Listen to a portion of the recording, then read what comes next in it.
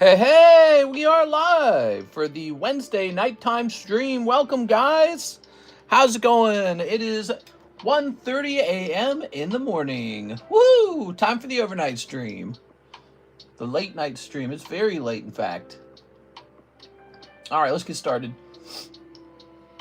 Here we are. We had an eventful daytime stream.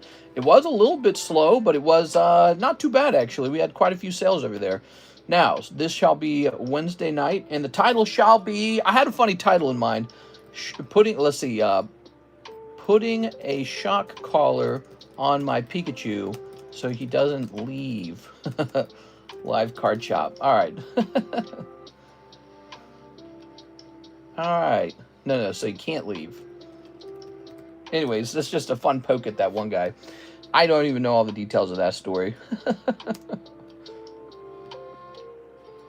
On Pikachu. We're going to hit save on that. Hey, what's up, Tammy? Hey, what's up, James? Johnny Fernandez and Alex. Hello, everybody. I'm going to jump over here. All right.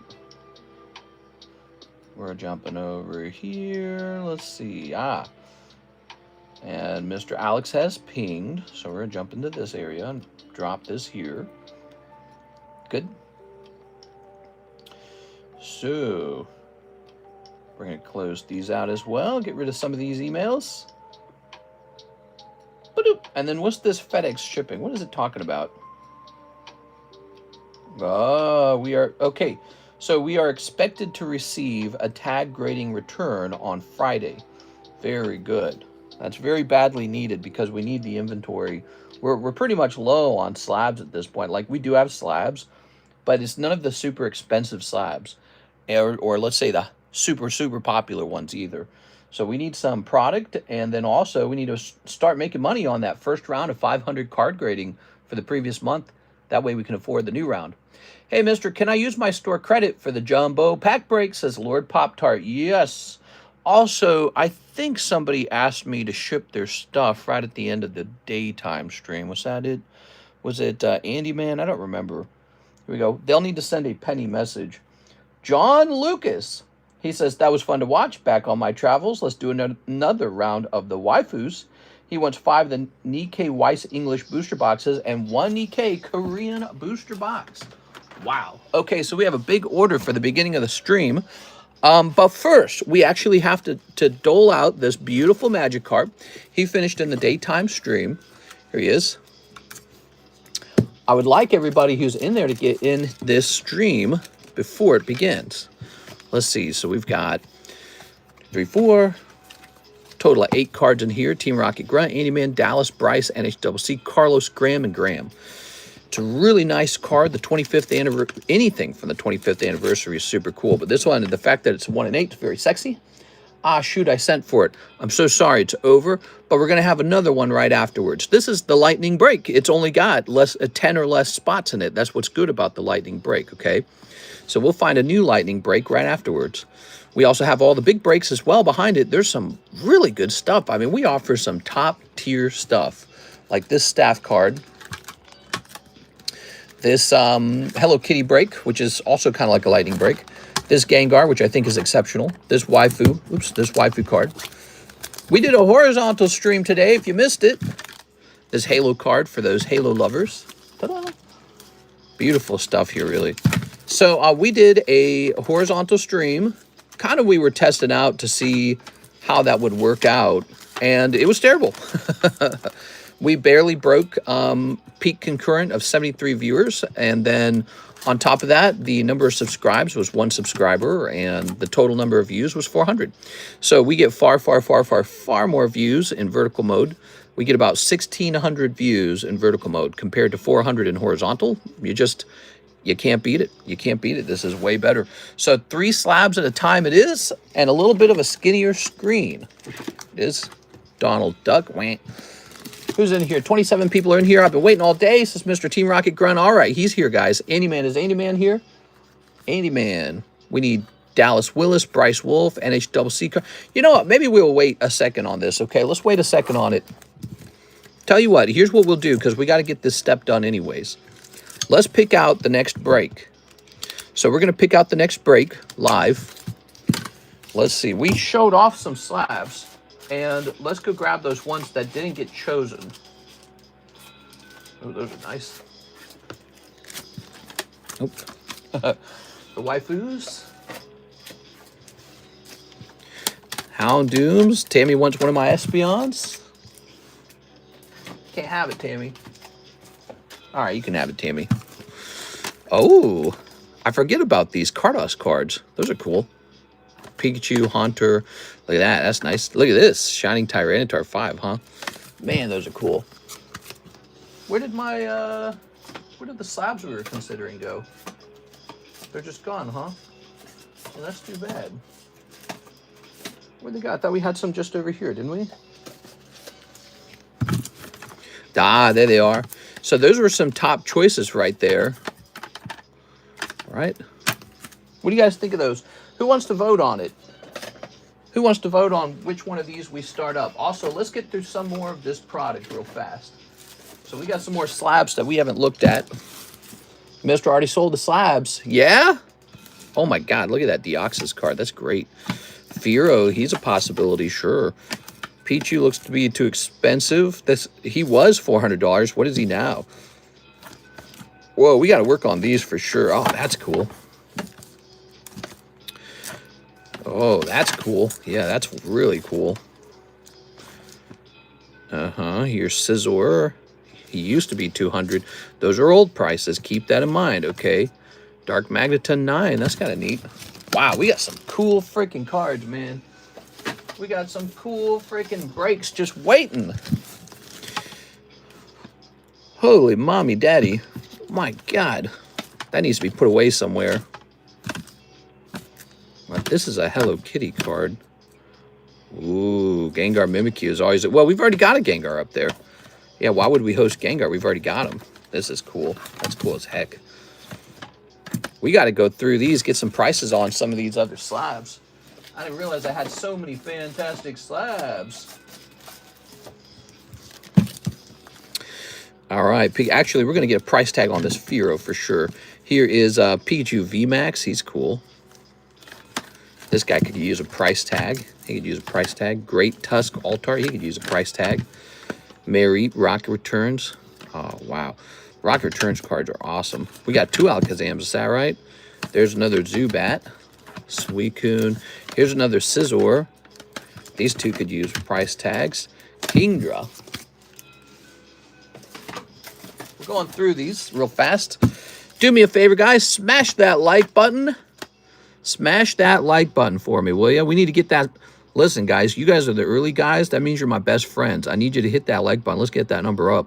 Here's Eevee. You guys are the early guys. I appreciate you. I appreciate you more than the guys that are going to come in later when YouTube eventually pings them. There's so much dust. Where does all this dust come from? Charizard, he was awesome. Remember when I bought those guys and I told everybody that they were underpriced? Remember that? I was so right. I continue to be right about things. Here's a Light Togetic. Here's a nice Pichu. Here's a Kingdra. I think the Light Togetic should definitely be up here. So Kingdra, we've already got one. This guy's cool. This guy's cool. I think this is too expensive now, right? Couple more slabs. What we got here? What we got? So we got, oh my God. Okay, he's cool. I like this guy as a potential break. Brock, Mew, Shining Lugia. This needs to be a large break. That needs to be a rare candy break for sure. That needs to be a rare candy break. Mewtwo. So I want to get these Topps cards priced up so that we at least have them available for people who might like them. And then this is a very good card, the Shining Lugia, but he's not small enough. So we couldn't host him as a break. All right, so those Topps cards, of course, could be a break. Any of them. Hey, Mr. Brett made it in. Brett, we're going to have a busy night tonight, I think. We got a big John Lucas order. John Lucas, is he here? If John Lucas isn't here, we might delay his order to the end of the stream because he won't mind. He'll just fast forward. Yeah. Aren't these beautiful? That's shocking. Love it. I would not mind selling a couple of those just because I got to build some cash back up. I really do. We are low on cash at the moment, if you want to believe that or not. We are.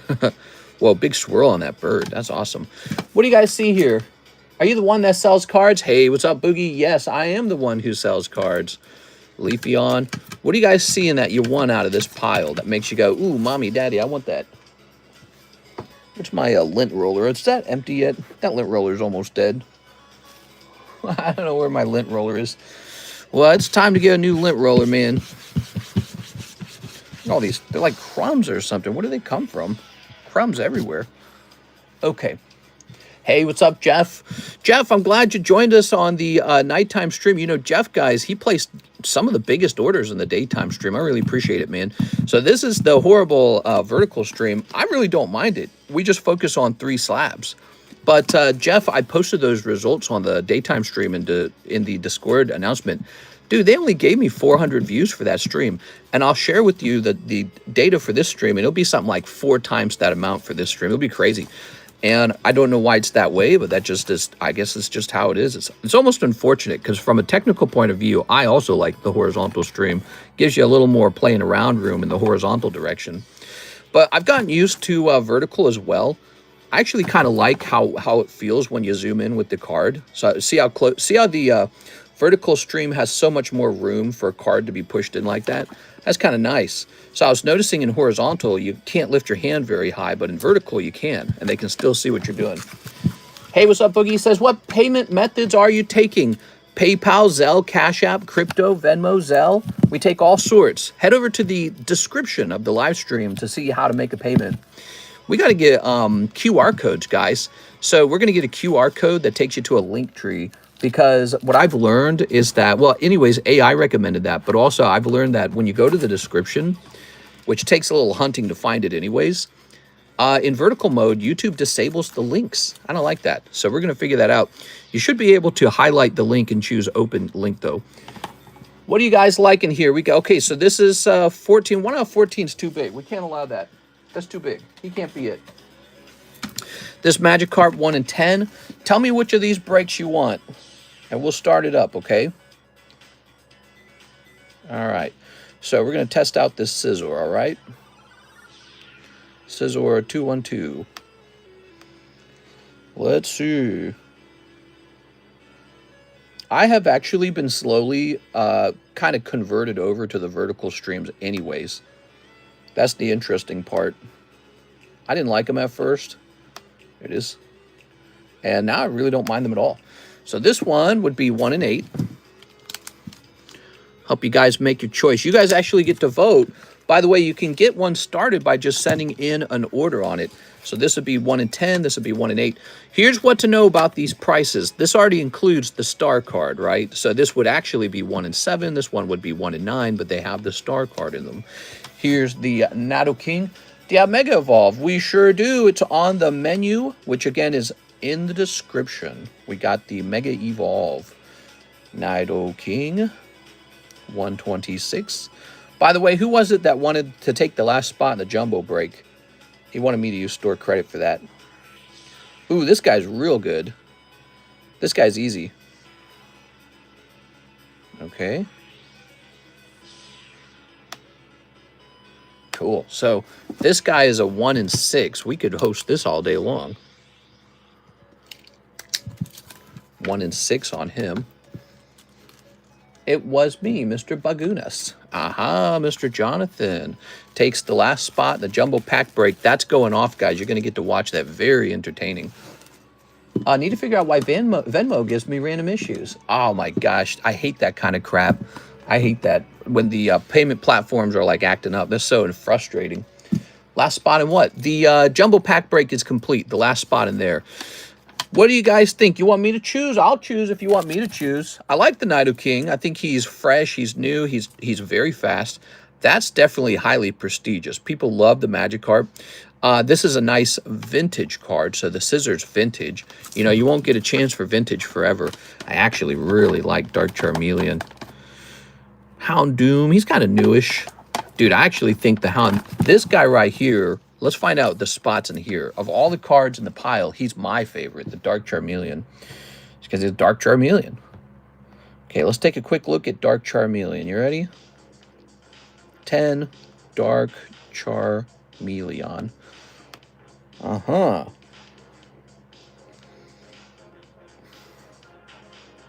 What do we got? I don't know why it's giving me lower grades than 10. That's not helpful. Okay, so here's a CGC 10. We don't really care for those. Those would be very differently priced. Okay, so here we go. We've got the, I found it. All right, so this should be fairly easy then.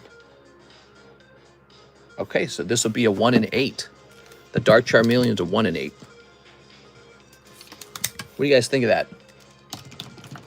I say Magikarp, you already did Nidoking a couple times. Okay, so you're saying Nidoking's been done too many times. Look at this, guys. How does that hit you? Which one do you like better, everybody? I'll have to repurchase a Magikarp. Technically, he was priced before, so if there was a sudden change in price, this could hit 1 in 11. But we only priced him like 5 days ago, I think. 4 or 5 days ago. The Leafeon would probably be really fast, too. Mister, you should just set up a voting. Just in one word, tell me which card you guys want. You can vote right now with one word. Just choose one. You can't vote twice. Okay, we got Leafeon, 200. Oops, Leafeon. There it is. All right, Leafeon. One word. Pick one of those 4. And that's Terra Festival. Festival. There we go. Oh my gosh, dude. Using this app is annoying sometimes. Oh my god, dude. I'm just trying to get this Leafeon priced up. There's so many different Leafeons. Here we go. Okay, we got it. So he's really cheap. He doesn't really deserve a break. Yeah, he's not really break material. The Leafeon would technically be like a 1 in 5. Not really break material. All right, so Charmeleon says Team Rocket Grunt, Nidoking, Dark Carp, Prismatic Leafeon is top 3 pulls now apparently. This one right here, this guy, I mean, he does look really good. Look, he's very pretty, but in Japanese, he's cheap. Dark Charmeleon. All right, well, Dark Charmeleon gets my vote, too. So since we're voting and no one else seems to be voting, it's now Dark Charmeleon. Sweet. That's how it goes. Let's go get ourselves a new Dark Charmeleon and get it set up. How many people we got watching now? 56? And that's in 18 minutes. Dark Charmeleon, Japanese. Yeah, this stream's already outperforming the daytime stream by a lot. Daytime stream was in vertical. YouTube just does not push it. I don't know what it is. I don't know why YouTube's like that. It makes me kind of sad, but that's just how it is. We just get better performance in vertical. All right. So here we are.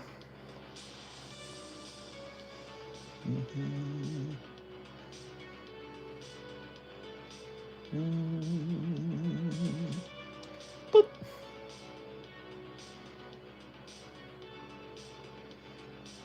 We have our replacement coming in now. And now we're going to begin a Dark Charmeleon break. Dark Charmeleon is the best uncommon card in the Rocket collection. He's the best uncommon card, often outselling some of the rares in terms of price. That's how desirable he is. This becomes the new lightning break. 1 in 8. There it goes. Okay. And let's grab one of these. Hey, everyone. Happy Thursday. What's up, Daniel? Nice of you to pop in. There we go. Look at that. All right. How you guys doing? There it is. So that's active now. This guy is out. He's completed. We have 51 people viewing. What's the star card mean? Basically, it works like this. So the real break count in terms of cost is 1 in 7. But we add in one more spot. And when that spot gets pulled, it gets transferred to a different break. Why do we do this? It's so that all the breaks are always moving one of the breaks. This is so that nothing can get trapped. So now we're going to run the Shining Magikarp. Here it is, guys. first thing of tonight, we're running the Shining Magikarp. So here's the star card. It's an additional pull. One of the cards on the table receives that card. This. Oh, that's pretty cool. Thanks, mister. Yeah, it's a good idea because sometimes what happens is you get one card that really gets stuck forever. And so our rule is all the cards keep that card from getting stuck. Can't get stuck forever. It's just not allowed. And it's usually a pretty good card. It can just happen, though. You know, 1, 2, 3, 4, 5, 6, 7, 8. All right. We got 1, 2, 3, 4, 5, 6, 7, 8. Okay. Let's stock these up. What's your favorite Digimon? I like, well, what's the sexiest Digimon? Brett Love coming in hot with a big order. So what we're going to do, if John Lucas is not here, if he's going to watch this stream afterwards, after it's over, not live, we're going to push his order further back and take care of you first, Mr. Brett. And that won't affect Lucas at all because he can just scrub forward in the stream. Okay, there you go. Dark Metal Greymon. Give me a number. Some of those Digimon are questionably well-breasted. Boobymon. Okay, 5. 1, 2, 3, 4, 5. Girl Next Door Mon. Hot Teacher Mon. Okay, you ready? Oh, we gotta show the names off. 1, 2, 3, 4, 5, 6, 7, 8. All right, there it goes. All right, let's get it. I'm gonna send out my refrigerator Mon.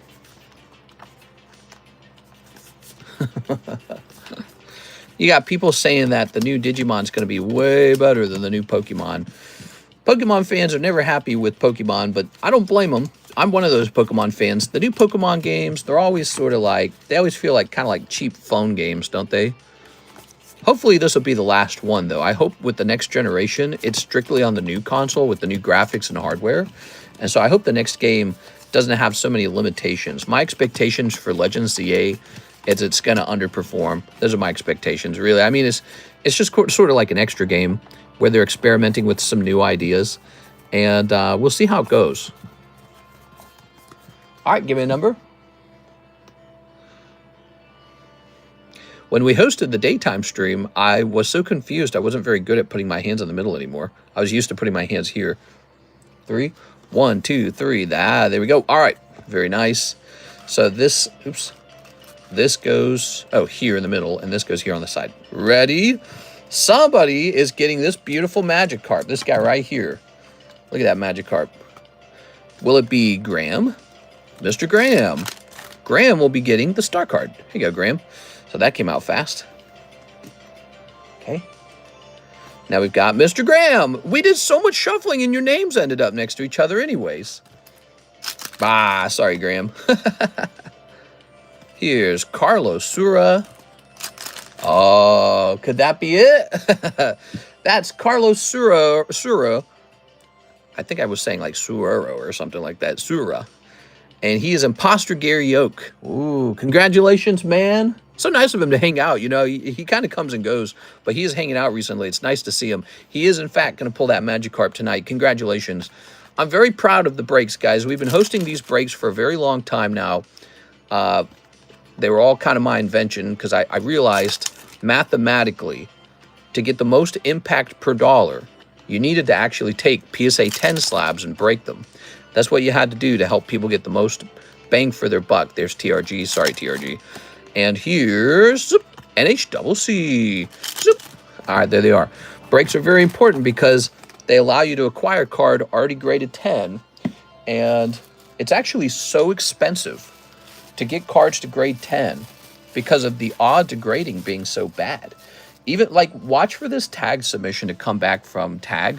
I already saw the grades. Like half of the submission is sub 10 and it's all fresh, nice Japanese cards. So that just shows you the absolutely horrendous difficulty of trying to get a 10 these days. It's so strict. And PSA got stricter. BGS has always been strict. And nobody wants CGC Gem 10s unless they're at like 1/3 the price of a PSA 10. Basically making them a 9. I mean, effectively, they're like 9s, right? They get priced like a 9. There we go. Carlos Sura. That's your Magikarp. That is the trick of the, oh, here, let's just put this back in here then. That is the trick of those cards, the CGC 10s. They get priced pretty close to PSA 9 almost. Not always. Sometimes, though. Do you just pay for what you want, says Aaron Frisbee. Yes, sir. That's exactly how it works. In fact, if you're placing a first-time order today, we've got a special free card for you. It's a little Yoshi poker card.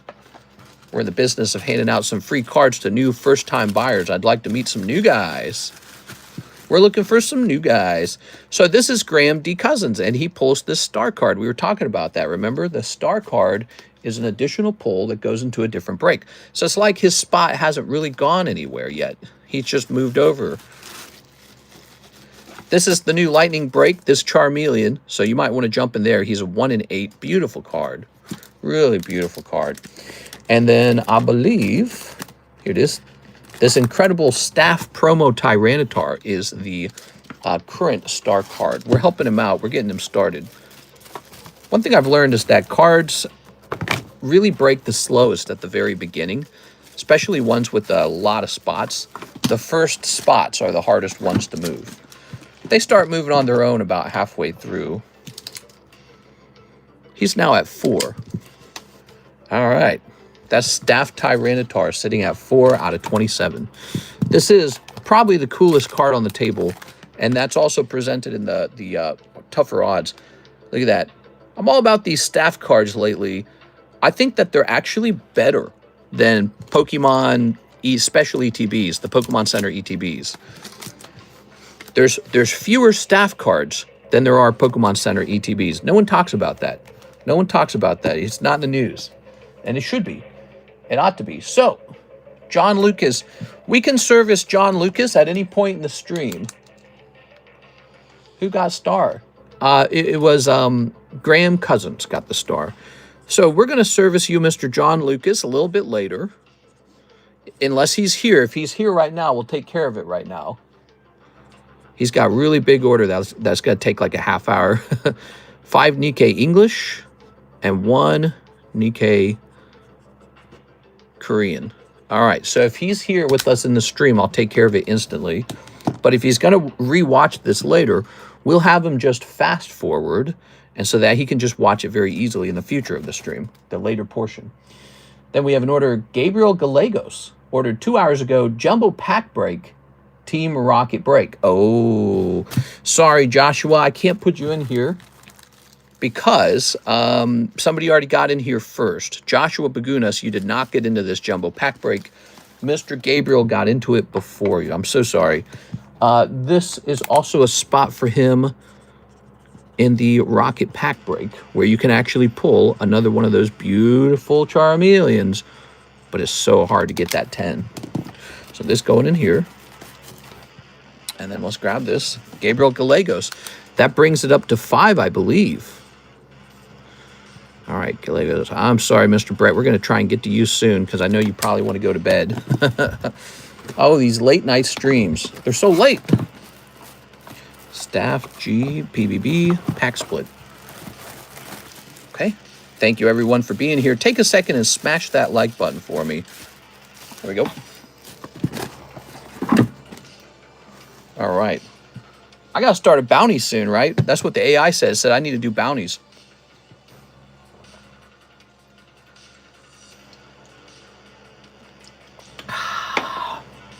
All right, you ready? 2 breaks going off, everybody. That was in the picture of the thumbnail. 2 breaks going off right away. It was time for these to go off. The Jumbo Pack Break continues to be the fastest moving break on the table over and over and over. It's extremely popular. No rush, take care of all the users. We're going to get it done in order, but we're going to go nice and fast. Get that out of my way. What is this music? I don't know if I care for this music. Skip. Okay. So that's the Rocket Vintage Booster Pack Break, getting closer to halfway done. Give me a number. Oh, yeah.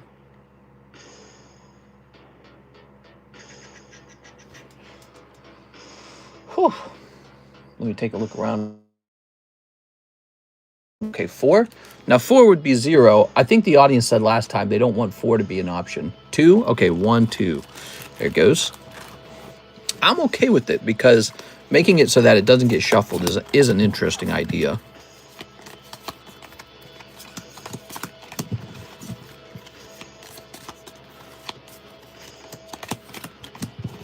All right, another number. Did you hear about the blank blank in Jesus? I heard they're trying to pin the Palisades fire on a guy. There's a lot. Zamduki says 1. There's a lot of people who don't believe in that. They think that he's a scapegoat for the power companies. Okay, you ready? Isaac. Good luck, Isaac. Aha! There goes for Mr. Isaac. He gets in a lot of these, and he definitely does not always pull them, but he does occasionally. He's going to be happy to see that, Mr. Isaac. Okay, here's Carlos. Carlos was in the other break. He misses this one. Boy, imagine he had gotten both of them. That'd have been really a big whammy for him. Gabriel. Sorry, Gabriel. He just jumped in. And Team Rocket Grunt. Thank you, Team Rocket Grunt, for all of the participating you do. Okay. Set these off to the side real quick. Yeah, I heard that. Weak evidence, says Alex. Yeah, there were people reporting that they had actually heard the fire starting from the power plant, or from the power electrical lines, and that they didn't believe it at all, and that there had been chatter online about, you know, people saying, hey, it started over by me. So it's kind of interesting, and who knows, maybe the fire had already started and he came out and started another one. But honestly, let's say without any question, without any doubt, he 100% started that fire. Let's say that was true. I mean, he caused the death of people. That's murder. So it's not just arson at that point. He killed people. Okay, Isaac Thomas. This is Isaac Thomas's order. Now, you can't just commit a murder through arson and not, you know, that's a serious crime. It has to be treated as a serious one. It's kind of interesting that they want to just give him a small punishment for it. Seems fishy almost. We are. Some guy starts a fire that destroys unbelievable amounts of wealth and kills multiple people and their pets. Snipping this. Okay. All right. But you know, those electrical companies, if they were found guilty of having not updated their product, their electrical wires, so if they were found negligent, they would be pretty open to having to pay for it, all the problems that happen. So they definitely want this. They want this guy to be guilty. There you go. Okay. All right. Here's another interesting thing. They found in his ChatGPT logs, they were searching his ChatGPT logs, that he was looking for what it would look like if the neighborhood was on fire or something like that. That's pretty dastardly, don't you think? But also it tells you better watch what you ask ChatGPT because it's going to be used against you in a court of law someday. So that's fun. We go. ChatGPT, what do you do if you're so well endowed that it hurts? How do you deal with this? Go. Nipping this. That's the only questions I want the officers reading. That's crazy. All right, good. Oops, lift this. Very nice. Yeah, I mean, ChatGPT, it's a place where you ask all kinds of crazy questions. All right. ChatGPT, what do you think of these texts from my wife? There you go. Super Macho Man. Here's Super Mario Brothers. Punch out King Hippo. Super Mario Brothers. It's me, Linda! Dear ChatGPT, how do I get with Linda? Dear ChatGPT, would Linda be into a 36-year-old balding Pokemon card collector who's out of shape? There we go. You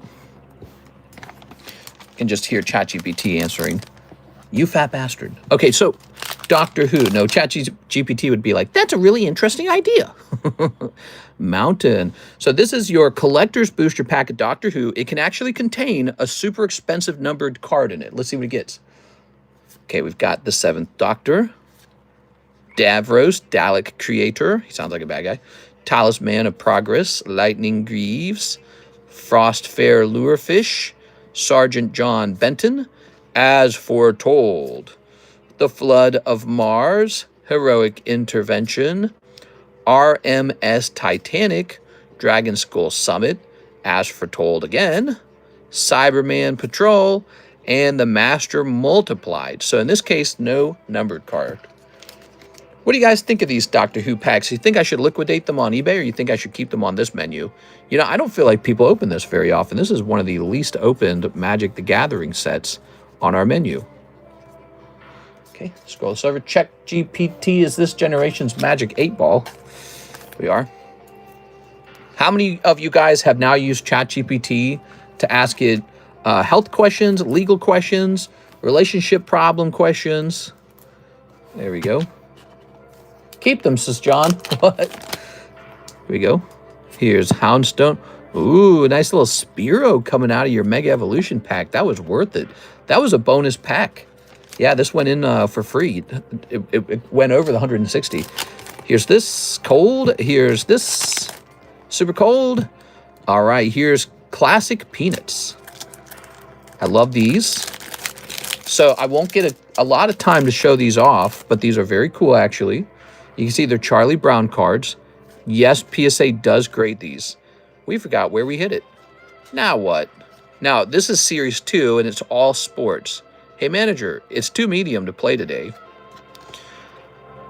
Yesterday, you said it was too hot. Hey, manager, it's too medium to play. Oh, hey, manager, it's too cold to play today. It's the first strip. Then you said it was too hot yesterday. And then she goes, it's too medium today. So if you flip them around, what's cool is you get the whole comic. Oh, this is, look, this is the checklist. Oh, I love it. I love that artwork. It's so classic. Even people who like me hate me. All right. Even people who like me hate me. I got it can mean a lot of things. The ball's on the ground. All right, lovely. So those are Charlie Brown. Check that out. That's in the extended menu, the secret menu, which you can find a link to in our description. And here's Harry Potter. These cards might sell a little better pretty soon. We got some Harry Potter product coming up as a result of them making the new show. Okay, there's Dumbledore, Dingleberries, and Neville Longbottom. All right, very cool. I believe these are actually gradable by PSA. So that's on our menu. Okay. What do we got here? Haha, beautiful. It helps to find some good sites for videos on the hub. ChatGPT makes all my Instagram captions. Really? Yeah. I don't think Mike's side is using, well, I don't know. I never asked him. There you go. I tried having ChatGPT make the titles for this stream, but it's not good. Oh my God, the doggies. Look, this is the reason right here to open Sneaker Bunko. It's an $8 pack, Sneaker Bunko Volume 2. The doggies, bark. Just some girls being doggies. All right, good. There we go. We had McDonald's tonight. We don't eat McDonald's very often, but we have it on occasion. Usually when Karis is craving French fries. And they're doing their Monopoly thing again. And Karis peels off the Monopoly sticker, and it's got all this little writing on it. And she goes, I don't really know what it means. I'll have to scan it with ChatGPT. I'm like, what's happening? She doesn't want to do the extra work of just bringing it up to her eyes and reading it and doing reading comprehension. So she's just going to scan it with her AI now. I mean, it's the downfall of humanity, everybody. Here's Drop Bear. Here's a cold one. Who has the best fries? You would have to ask her. I don't eat French fries at all. I don't like French fries because I'm a psychopath. Basculesian, okay. Nothing good coming out of those two packs. Here we have one hollow one-piece card popping out. So these were kind of cold. ChatGPT can fix your coding. I'm winning an Orlando trip. I need one more for the win. Hey, what's up, Zenoia? Okay, here we are. What do we got? Oh, Blue Hair Girl. So Blue Hair Girl popping out of the Nikke pack. Okay, we got Wizardmon. Wizardmon. Okay, we have another one of these. Oh, wow, that's a Shinji Kanda. Back before anyone was really thinking about him. That's cool, huh? You want to zoom? Let me zoom. Hey, that's neat. Nobody was even really thinking about this back then. Huh. Okay. We toss this one in for free. Here's the Pokemon Go. Picking up a nice Pokemon Go Snorlax. ChatGPT also makes me feel special. Wow, that's such a great idea. You're so observant. Cold. What do we have here? Cold. Yeesh. You got one Zamazenta. The Bulbasaur gift. Very nice. And, haha, this Beetlemon. Hercules Kabuteramon. There it is. That's the end of the jumbo pack break. All for Mr. Isaac. That's a lot of cards, Mr. Isaac. Now we get to move on to the next order. Yeah, I told you there'll be a little wait. We're 40 minutes in. We got to get moving. That was good, actually. I think this card here is good. She's sexy. Doggy Girls is actually good. That's gradable. Spiro's good. That wasn't good. Linda. She's definitely Linda. All right. So, Mr. Isaac. He's got a bag over here, right? You'll have to see his winnings later. Isaac Thomas. He's got a fat bag now, huh? ChatGPT makes me feel special. You're funny.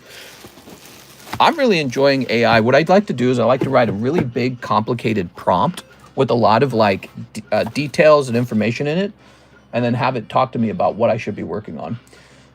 Jonathan Fernandez for the Magikarp. Mr. Jonathan. So, Jonathan, what did you say you wanted to do with that 40? I forgot. You want to be in the Charmeleon? We have to make a new jumbo pack. What do you think of the AI friend, girlfriend, boyfriend apps? Let me join. Okay, you got it. Yeah, the boyfriend, girlfriend apps, huh? They're interesting. I mean, maybe people complain that it's strictly really bad. And like, you know, the end of the world, it's like, oh, this is it. The what do you call it? Dystopian future. It is, ooh. But I don't know. Maybe it's a good thing. Maybe it will help some men learn more about how to talk, how to behave. You know, maybe these boyfriend, girlfriend apps can give you some practice, basically. You know, like practice you've never even had possible in the past.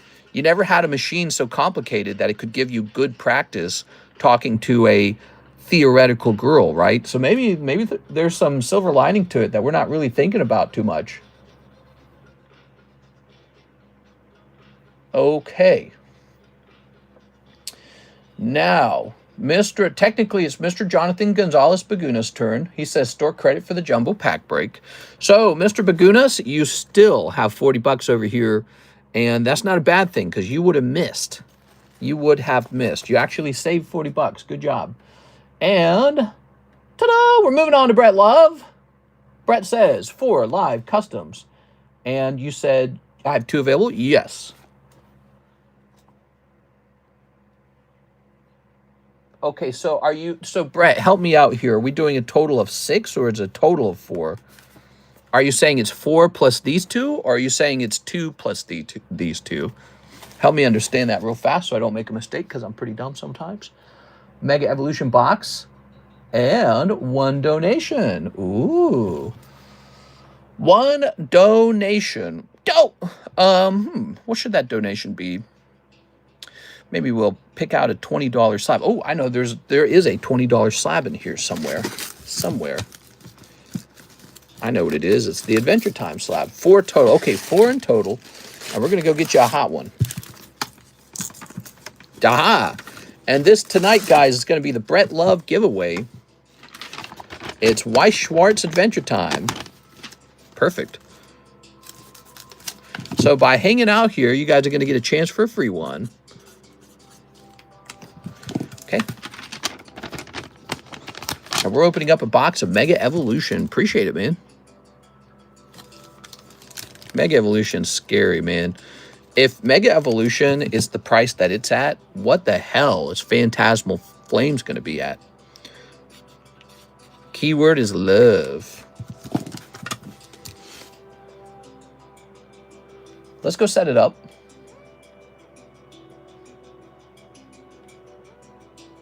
I love this song that's playing.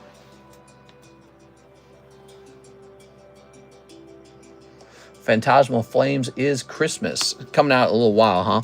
We're going to start here with the 4 live customs. Good luck. Now, I think you have a chance to pull something out of here. Let's see. We got 1, 2, 3. Come on. 4. Ah, that's so crappy. All right, that's 4 cold ones. Mr. Brett. There it is. Brett, I would be tempted to go a little deeper on those. Now, anyways, that's... Can't promise anything pops out, but let's see. 1 box of Mega Evolution. Let's get that box of Mega Evolution. Okay, so it's not all bad. We're going to go get that box of Mega Evolution, and it's going to turn into a big hit. Oh, my legs. My legs!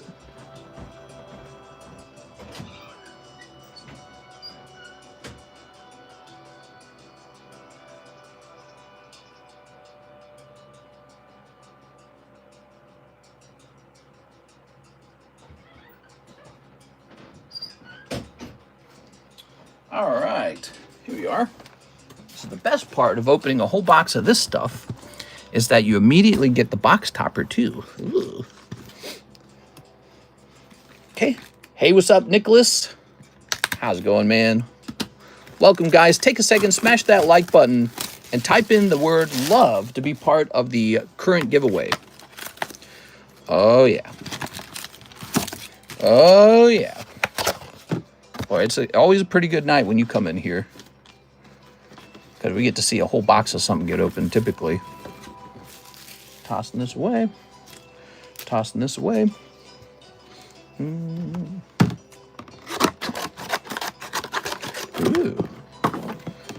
Snipping that up. I can smell the box. I worry that being able to smell the box is a sign that it's got some pretty bad fumes in it. Okay. Oh, yeah. So nice. Slide that over there. Let's work on the first half and then the second half. All right. Wish them the best, guys. We got to pull some hot stuff out of here. We want to see golden cards. We want to see alt arts. We want to see good ARs. That's what we're looking for. Okay. Love the Minecraft music in the background. Oh, my gosh. Minecraft's so good. I have so much fun in here. Thanks, mister, for putting this on. Ah, thanks, man. You're really nice. Ready? So, Brett, we're thinking about adding a bounty, and I'm wondering how the bounty should work. I would like it if it was a sort of global bounty. Here it is. So that you could order anything at all off the menu. Breaks, Korean packs, English packs, vintage, and still be able to potentially hit the bounty. Here we are. What if it was like a gigantic bingo wheel, and like every, I don't know, 60 bucks or so, you got like a, no, that would be difficult to do because you would have to put the person's name in there. Got to be some trick to it. We'll figure it out. Maybe we'll have AI brainstorm it for us. All right, we're starting out with Mega Latias. Ooh. Oh. Scooch that over a little more. Okay, ready? Charge a $10 charge for the bounty. Well, that would just be a break straight up. Here's Alakazam. Here's Shedinja. Very nice. Here's Tyrogue Spearow Mega Signal. Ooh. Okay. Here's Latios Clawitzer. I think it'd be fun if it was like a shiny Pokemon or something like that. Get like a shiny Pokemon out. And then just have it be low odds. There we are. But not impossible. Boss's Order or Aku. Gold card in the second pack for the front. That would have been nice. Here's Steelix. There we go. What's the best AR in here? Here's Mega Absol. Probably, well, Bulbasaur obviously is an AR. He's pretty good. Okay. I like the Mega Venusaur. Yeah, he's cool, man. This whole set's cool. I'd love to pull Mega Absol alternative art. Heliolisk Shuckle. Look at that shuckle. Okay. And here is Iron Defender Shedinja. Ooh. Ice Cube Bulbasaur Mega Camerupt. Ooh. Nice. We got Pachirisu Marshadow Kyogre. Stonkjourner Dialga. Cinderace. Double Cinderace. Come on, Chi-Yu Raboot Xerneas. Lots of hollows as usual. Oh, you got Megalodios. Ooh, it's a jet airplane. I question the structural integrity of this little, you know, I'm talking about the little armpits here. That doesn't look right. Okay. Oh, another thing. Oh, what? Very nice. Alt Art Mega Absol. Beautiful. Look at that artwork. That's such a great artwork. I'm so glad you opened this tonight because I feel like we didn't end up opening a lot of Mega Evolution. Like, I bought some, but people just weren't ordering it. And probably because it's so overpriced. But, I mean, it's just kind of how it is, I guess. Look at that beautiful Mega Absol. I'm glad you were able to open stuff for us and show us all the cool stuff inside. We got to pull some more of those golden cards, though. What a great card. I think last time you opened a box of it, it was super cold. So this time, it's super hot. Loving that. All right, cool. That's not an alt art. This is not considered an alt art? Yeah, it is. I don't even need to look at the symbols down here. It's literally an alt art. There we go. Like, see this? This isn't an alt art because there's nothing going on. But this is like a, you know, it's like a work of art. There's something going on. It's all staged and everything. All right. Prices be stupid sometimes in Pokemon. I think everybody's kind of waiting for it to slow down, but I think it's about to reach an absolute fever pitch price with the Phantasmal Flames. It's going to be the most expensive set, probably in Pokemon history, potentially, because it's going to be a Charizard Gengar set, right? So I don't know. I don't know. It has potential to be the most expensive set Pokemon's ever released. You know, Prismatic was pretty expensive too because it had the evolutions. But I felt that the evolution artworks were not the best I'd ever seen. I still felt like Evolving Skies was the best, personally. But, you know, Phantasmal Flames is more unique. The Charizard artwork's quite good. And they could do a lot with that Gengar. So we'll see what happens. Might be Phantasmal Flames. Mr. I won! Thank you. Mr. You made my night. Doggy girls were questionable, but I got Linda. The doggy girls, they just like to bark. Ruff, ruff, ruff. Bark for me. There you go. Now pant. There you are. All right. Sometimes girls just like, you know, to wear doggy collars and bark and stuff. There you are. Sleep. And sleep. All right, setting that there. Ooh. Did any breaks happen in the daytime? I don't think any went off. Here's Buddy Buddy Poffin. It's Buddy Buddy Poffin. Good. Have we seen the Gengar yet? Anyone?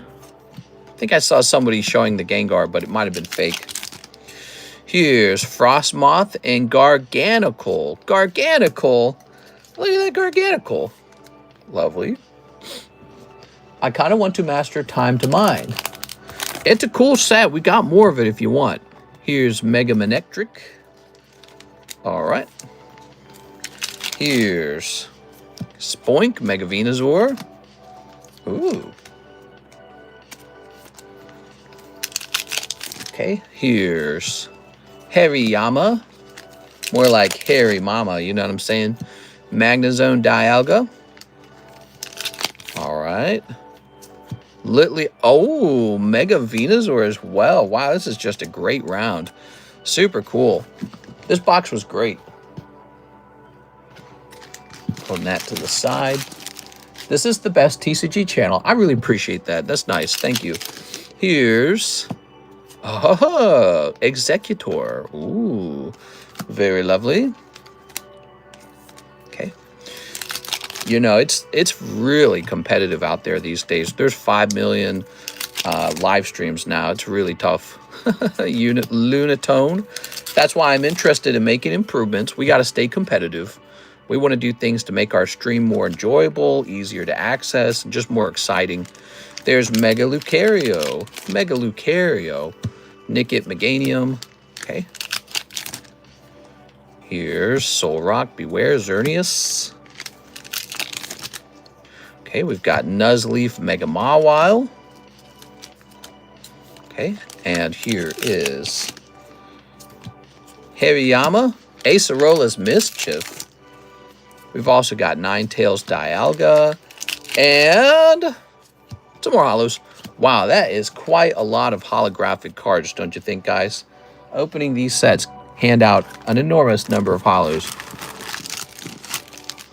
The Altar Venos, the side-facing Venu.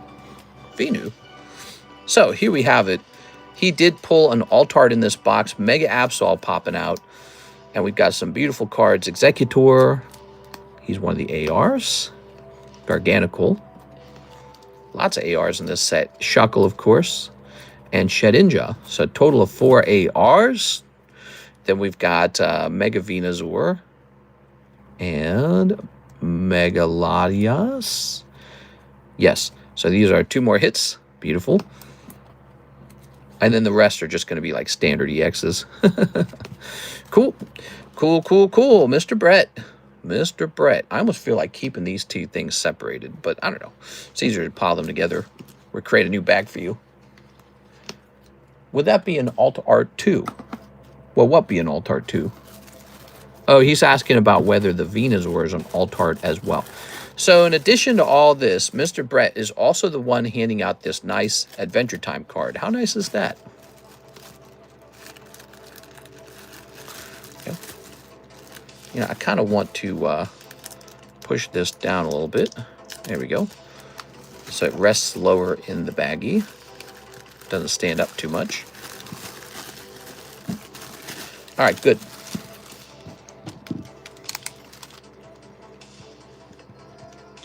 Brett Love. Good. Oops, that slid down.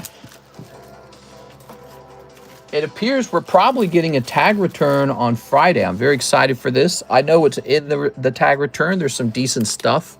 Going to be some Halloween Gengars in there from Trick or Trade from last year. So we're going to have a couple of those just in time for Halloween. Hey, there is a new break card. You might have missed it. It's this one right here, Charmeleon. Also, let's go ahead and give this a swing. Isaac Morgan going into the love break. Here it is. We'll have a total of 6 spots for this one. Isaac Morgan. This is just a straight up free card, everybody. Open another box. Yeah, it's fun opening those boxes. I'm sure if people were made out of money, they'd open tons of them. Okay, we're hitting refresh over here on the queue. Can I keep my PSA 10 yellow deck Magikarp? So you've got a yellow deck Magikarp, and you're thinking, you know what? I don't want to sell that now. Yes, that's a great idea. Let me go find it.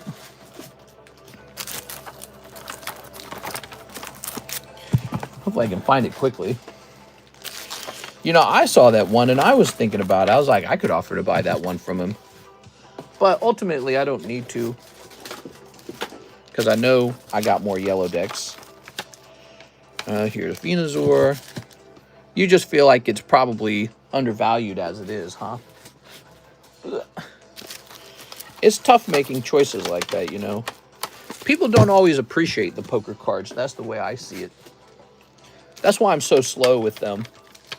I'm not in a rush to sell them early. I'm in a rush to sell them later when they're worth a bazillion. Dragonite. Oh my god, is it at the very bottom of the box? That's so annoying. Oh my gosh, it is going to be at the very bottom. Are you kidding me? Oh my god, we just took apart the entire cake, the entire box for this one card. Okay, start putting this away. We have room for new consignment slabs right now. If you guys would like to consign some slabs, we have space to do that. You just gather up some slabs you'd like to see turn into store profit, store credit. Your cards can sit over here and get a picture in Discord. And we've sold quite a lot. You'd be surprised. Actually, you know, the ones that don't sell just tend to be the ones that are hard to sell, right? Like, here's an Omastar. Well, guess what? It's hard to sell Omastar. This one's pretty cool, though. Look at that one. Anthony Haymeyer's signature. That's pretty good. I like that one. There we go. And there we go. Wow, that's crazy. All right. So, this shall say Adam Pashuas on the back. Adam. Probably going to spell this wrong. I think it's Pa with 2 A's, right? Adam, what do you think about those 2 provinces? Is it provinces in Canada wanting to split off? You think that's a good thing, a bad thing, an interesting thing? I don't think they'll really go through with it. I think they're just threatening. Jonathan Fernandez has ordered the next live custom. All right, Jonathan, you either get lucky here or you move the break along for someone else. You ready? Oh, it's cold. Jonathan Fernandez. 1 cold live custom. Jonathan Fernandez. Okay. Sorry, Jonathan. I don't know much about that. We are. All right. And now we have Mr. Brett, and he wants 4 live custom boosters. Mr. Brett, you are next. Here goes. We got 1, 2, 3, and 4. Oh, wow. You know, it's crazy, Brett. If the other guy had not ordered 1 pack, you would have missed, and you would have been off by 1. PSA 9 Aero, like Aerodactyl. What could that be? Really? Brett, it keeps trying to give you fossil cards. Didn't it give you a fossil card, the Hitmonlee, last time? Look at that. Aerodactyl popping out, everybody. That is PSA 9 first edition Aerodactyl. Ooh. Oh, it's probably his own card. No, he had a Dragonite and a Hitmonlee, I believe. But this is someone else's fossil card, and I believe I bought that from them too, and then I put it into the live customs. Damn, a 9. Yes, if it was a 10, it would certainly not fit into the live customs. It is still nice. It is still nice. Mr. Brett, if you don't want it, we can work out a price to have me buy it back, probably. We are. Brett Love. Okay. Setting that over there. That's pretty crazy, huh? Well, it's not that big of a surprise because I'm trying to put those nice, you know, vintage cards into the live customs for you guys. I'm trying to keep it good. It's very important to me that the live customs and the Poke Shuffles contain very good cards in them. They're not just a dumping ground for like, oh, I'm just trying to get rid of some junky cards. No, no. They're meant to be good breaks in there. Now my card, and thanks for the pull. We are. No problem, man. Yeah, I'm glad it went to you because you just pulled 8 spots out of there, so that's a lot. Now, the queue is empty. There's nobody in the queue. We have no orders at this point. What we are going to focus on is building up the next jumbo pack break. Let me stop and show some gym breaks off too. Gym break number 1, Wario and Waluigi. Nobody's picked into that. Here's the Nintendo game pack. So this is $35 for a graded booster pack of Nintendo game packs. Over here, we have the Scarlet Violet box break. Half a box of Scarlet. And if anyone jumps into any of these gym breaks, I'll aggressively advertise them to keep them moving. Additionally, we have this first-time buyer card. This is the Yoshi first-time buyer card. We are. All right. Give me a second here. What is today, by the way? It's a Wednesday. It's a Wensleydale.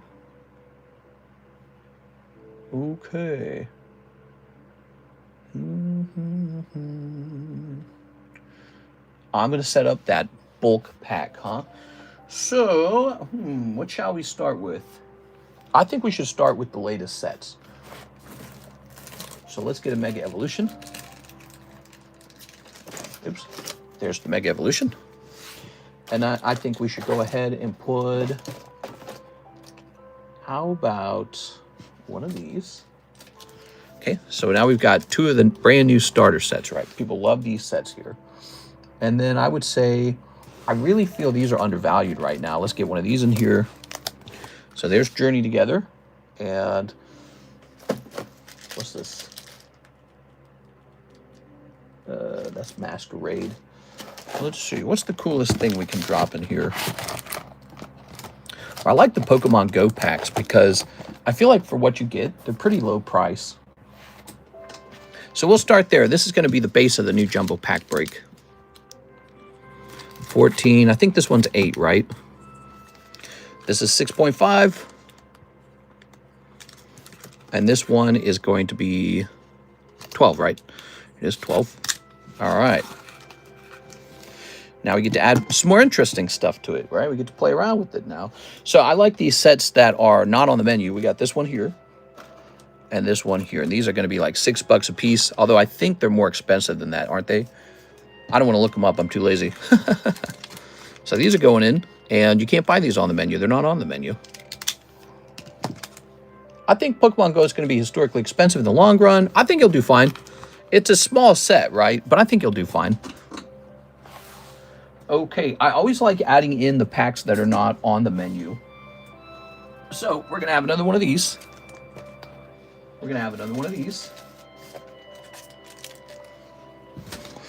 Ah. 10 and 5. Oops. Can I be the first in the new Jumbo with my store credit, says Lord Pop-Tart. Hell yeah, dude. All right, and now I like to get into some wacky wonky stuff. So the point of the Jumbo Pack Break isn't just to open the stuff that everybody obviously wants to open. It's also to open stuff that really doesn't get opened that often.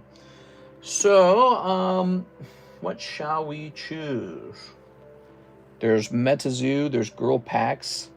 Last time we opened a Charlie Brown that hasn't been opened in a long time. What about in here?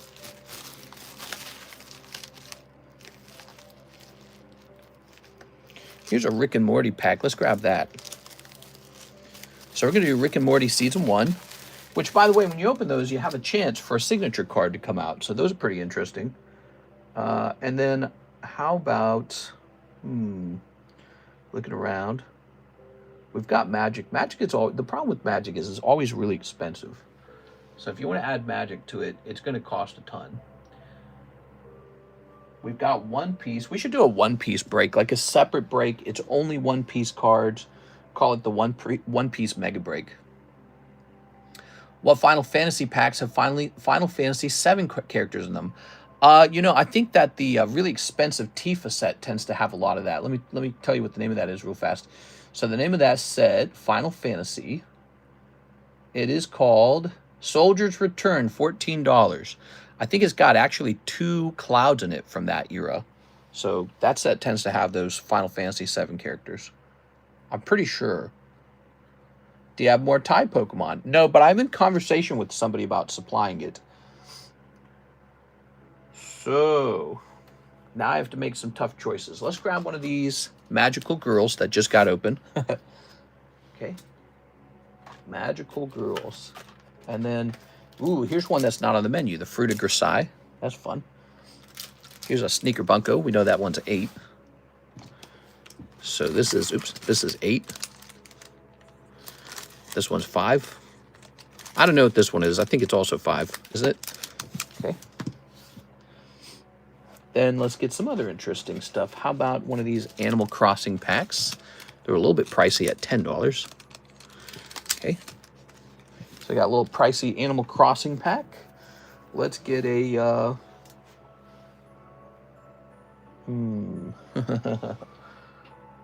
So we've already got one person in this new Jumbo break, everybody. Somebody's already jumped in here. Ooh, let's get one of these, you know, because this is even on the menu. Would you guys like this back on the menu? I'll price this up. I think it's supposed to be $8 now. This is a vintage pack, by the way. That guy right there, vintage. And then I really like this Blue Sky Stream amongst the Korean packs. Hands out that super awesome Rayquaza. Let's sort of add it up. I think what we've already got here is a bit expensive. We mostly chosen like the pricey packs. Okay. Ooh, we got a big Brett Love order coming in, everybody. We got a big Brett Love order coming in. They need to make Coop Demon Hunter. Okay, let's get this math. You ready? So we got 3, 8, 10, 8, 20, 5, 10, 6.5, 8, 14, 5, 5, 6, 6, 12. That adds to 126. So we're at 126, and I would say we've got a very good core base of cards in here that I think people would love to open. By the way, if you ever really like the break, just send in $160 and I'll replicate one for you. I'll make a new one. I'll just pull the exact same packs, okay? So if I ever put together something so good that you want to buy it outright, just send in 160 for it. Now, what is this over here? Ooh, okay, so we still have a couple of these left. This is the Korean, there it is, Black Flame. So there's a Korean Black Flame pack. And I think we better grab a Union Arena pack. Union Arena. I'm just starting to grab stuff now. Here's another MetaZoo. Here's, what else we got? Sounds like my music is on pause there. Oh yeah, Solo Leveling. There it is, Solo Leveling. I hear that show's still going. They're still making more of it. So it's not gone. Let's get that music back on. Hit play. So that is Solo Leveling. We better get a Final Fantasy pack in there too. Let's get one Final Fantasy pack. Let's get one One Piece pack too. Get this EB3. Oh, I like the Trick or Treat cards. It's October. So here's an October Trick or Treat. Oh yeah. Bring back the Minecraft music. You like the Minecraft music? I'll bring it back. How about this Kaiju? Okay, Kaiju. And maybe Code Geass. All right, so we were at 126, right? We're at 126, and then we added these in. Let's start adding these in. You ready? Season 2 has ended. We're waiting for Season 3 to be announced. Oh, okay, cool. Plus 5. Plus 3. Plus 2. Plus 3. Plus 5. Plus 4. I don't remember this. Plus, I think this is 5. That might be 4, actually. Plus, I'll say 3 on this, and plus... Okay, so we're at 159. 159. So we're almost full. Let me get a free pack to go in here. We always grab one of these Digimon free packs till they're all gone. Are they all gone? Well, I can't find them now. Oh, is this it? No. But these are the Naruto packs. We couldn't find these the other day. Now we know where they're at. We found them. Okay, so Naruto packs have been located. That's funny. Funny enough. Well, I don't know where the Naruto or the Digimon packs went. Ah, here they are. I found them. Okay, good. One free Digimon. And I think we'll leave it there. And if this set's not selling, we'll get it some more stuff. Cool, that's the new Jumbo Pack break. Okay, and Jonathan Bagunas, you're going straight in. There you go. So that needs 3 more people in it. And again, you guys can actually buy this, and I can build a replication of it if you ever like what's in it. Good. Season 3 is already hyped up. I kind of sort of got the big bad from my very first ever pack from Deaths and Rivals. Nice. There's a Gengar break. There's Manectric. We got some expensive slabs up on the table today, guys. We're going to be pricing up slabs the moment it slows down enough. Next up, we got Mr. Brett Love, 1 Sword and Shield, Charizard UPC, and 4 live customs. Really? You're just going to keep going on the live customs. You got it. You got 1, 2, 3, and 4. All right, that's a cold round of the live customs. Mr. Brett, you're kind of crazy with those.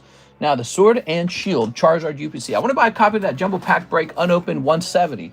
Now, it's only 160, and you don't have to, you can do exactly what you're talking about. You can have me leave it sealed for you, absolutely.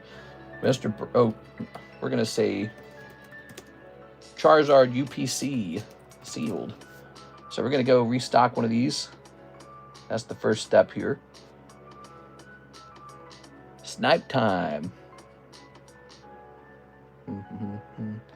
Scooby-Doo-Doo.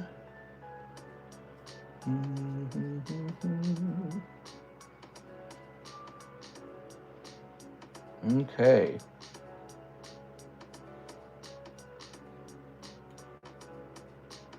Ooh-wee, man. Pricey.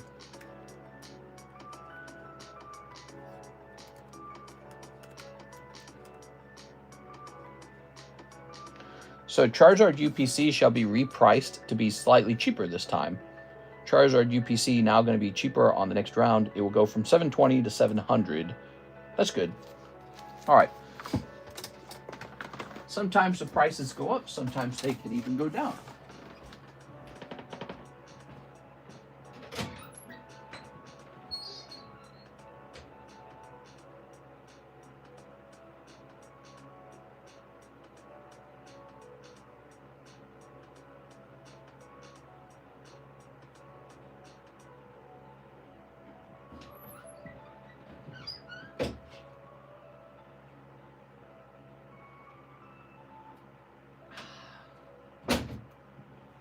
You know, Brett, you kind of inspire me to add new things to the menu.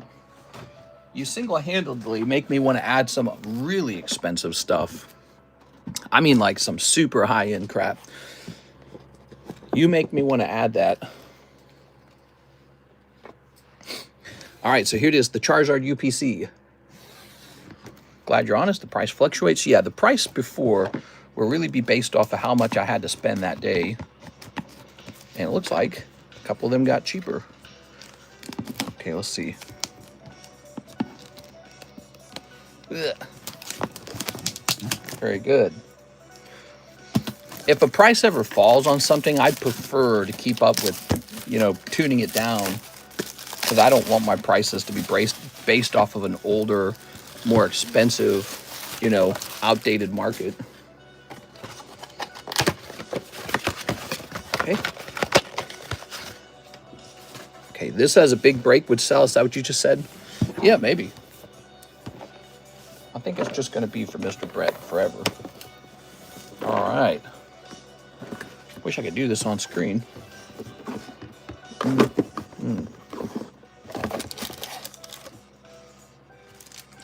Okay, all that's out of there. There it is. That's what it's all about right here, guys. That triple packet of Charizards. All right, and of course, since he's opening Sword and Shield era, he might have a chance. He might even have a chance at pulling an alt-art, which we would love to see, but we've never seen it before. Because, of course, alt-arts are extremely rare. Okay. Lost Origin, Astral Radiance. We got Brilliant Star in this pack. We got Fusion Strike. 4 of these. Oh, you got one of the good boxes where there's no Darkness Ablaze. And there's only 1 pack of Vivid Voltage. So this is a preferable box. Okay, you ready? So here's these beautiful guys. I can always open these for you if you ever want to see the quality of them, to see if there's a chance for the grade. I was saying a pack of everything on the menu would be awesome, spending big break. Now, actually, I was actually thinking about removing vast numbers of sets from the menu. Like, you notice how most of the time, only like 2 or 3 sets ever get purchased. You know what I'm saying? Like, just about all the time, only a few sets get purchased. And so I'm thinking about carrying a very low reserve of most sets and really just stocking the latest set extremely well. And that's it.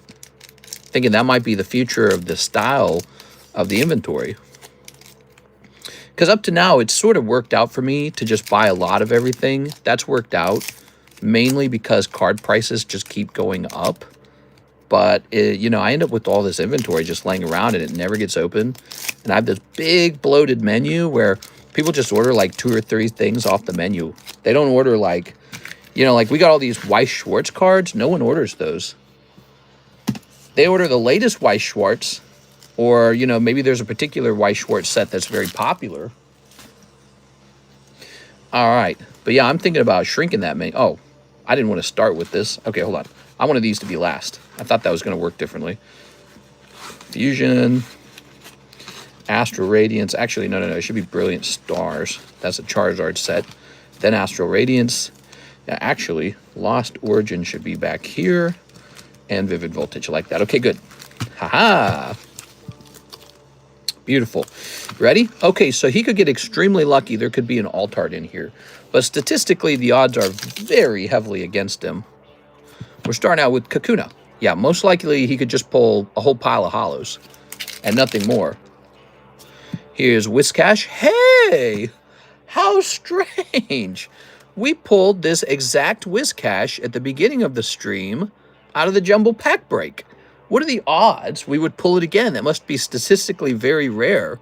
And the reason we noticed this is because it's actually a Shinji Kanda card before anyone really respected that guy or like understood how good he was. Look, you got a reverse holo English set of this.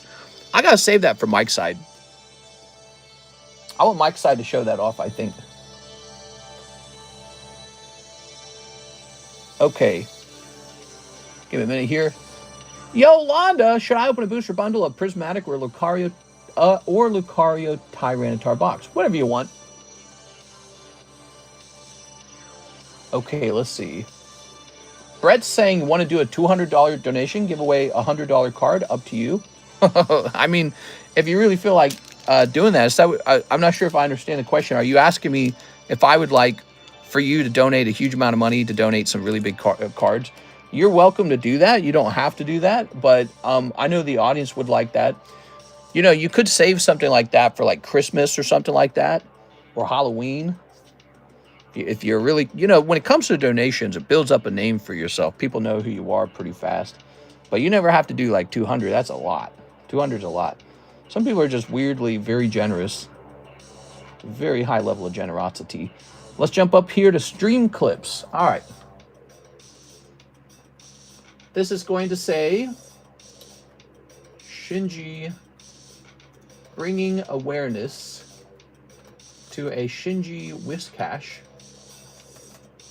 double pulled in the stream that day.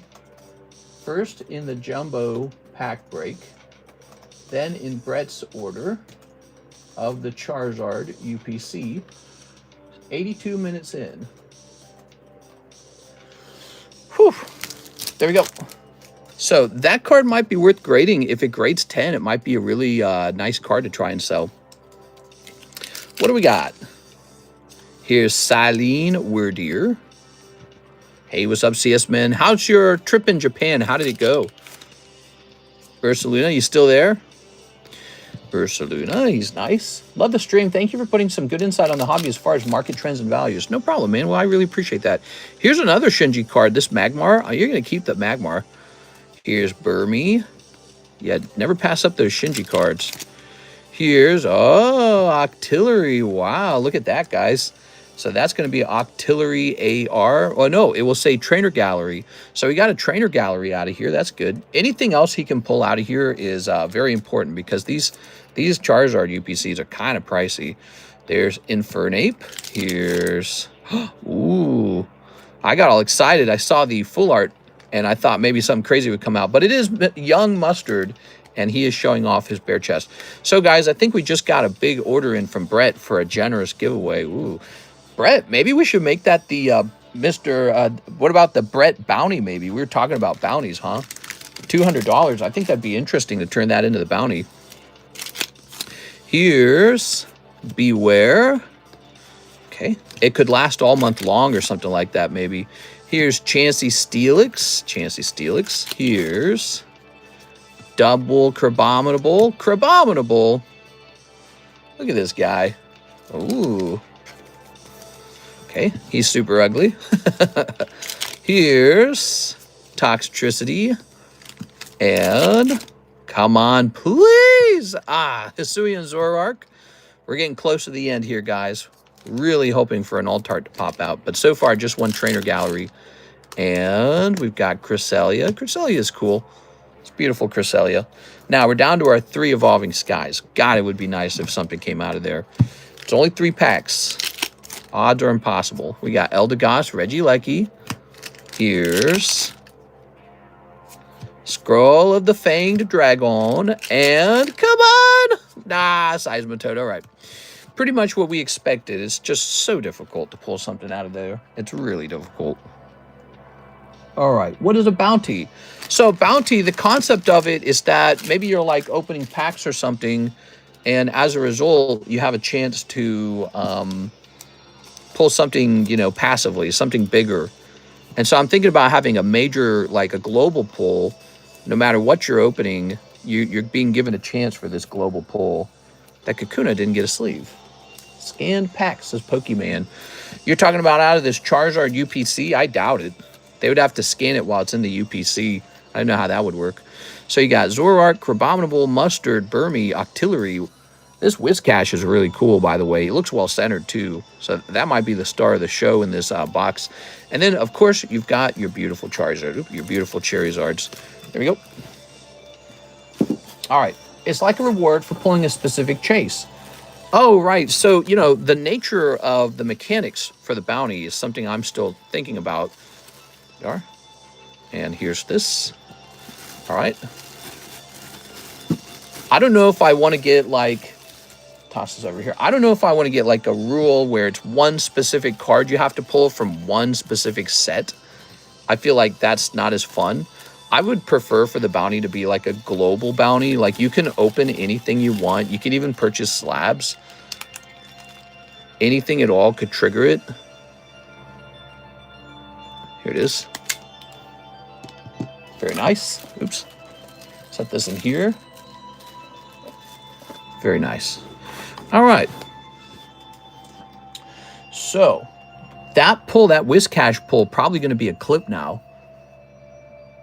And we have an order over here from Mr. Mark J. Valerian, for 1 pack of Topps Chrome Metazoo and tag rating for Topps Metazoo, Chessie, the blue Loch Ness monster. Oh, God. Am I going to have to go hunting for that? You're going to make me have to sleeve all of these. There you are. Chessie. What did we pull that today, the Chessie, or could that be in either bag? There we go. What do we got here? We've got Quetzalcoatlus. Here's Joint Snake. Here's Roperite. Here's White Thang. White Thang? What? Cool, man. Okay. It's the White Thang. Now, Mr. Mark's part of his order is to grade the Chessie. Sorry, mister, it's in one of the packs. I think the Loch Ness Monster is real. Oh, yeah? Okay. Let's see. Oh, no. Sit tight, guys. Not in here. Let's put it back in. It's going to take a while, guys. The pack protects the card, so we're going to slide it back in. Oh, my God. You're killing me, Smalls. Slide this in here. We're going to get it taken care of, though. We want to get these cards graded. We are trying... Oh, there it is. We found it early. Good. Good. Lucky. A lot luckier than the last one, huh? Okay. Very good.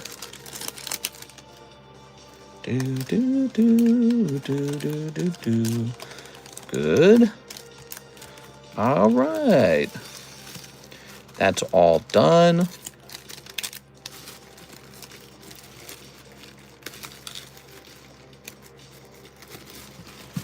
Perfect.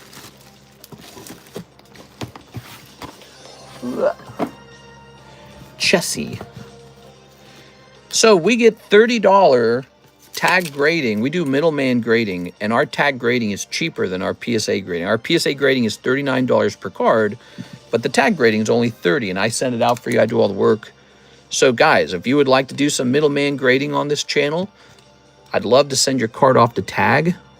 We're a tag dealer. I actually have a contract with Tag to grade 500 cards per month.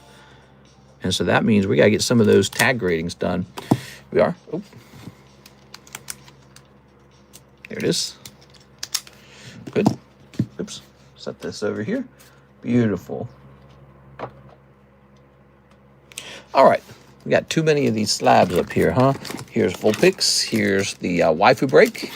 And here is Holland's Electrode. Whew. Ba-doo-doo. Now, wait a second. I can't play this, right? Dance mix? Let's see. Can I play this? I wonder if that would trigger copyright just because it sounds similar. All right. 6 says 2 gem 2s. 6! Bazoinks! Here you go, 6 2 gem 2s. That's a $15,000 a month Huey. We got to put Mr. Brett down for donating $220 tonight, I think. Okay. So, gem 2. Oh, Glaceon. Look at that Glaceon. And we've got Espeon. Lovely. Perfect. What if we changed the way that our whole system worked so that the grading was actually free for tag grading? That'd be interesting. Ooh. But you had to pull like a chase card or something like that. It would have to qualify as a chase card to be graded. Something like that. That'd be interesting. Thank you, 6. Appreciate it. All right. So I got an interesting set. Look at this. We got Mew. And we've got Mewtwo. Look at that. Population 14. These could be sold together. These are extremely rare. These come from Top Series 3. And again, they are extremely rare. I'm gonna put them in a fresh sleeve. They really ought to stay together.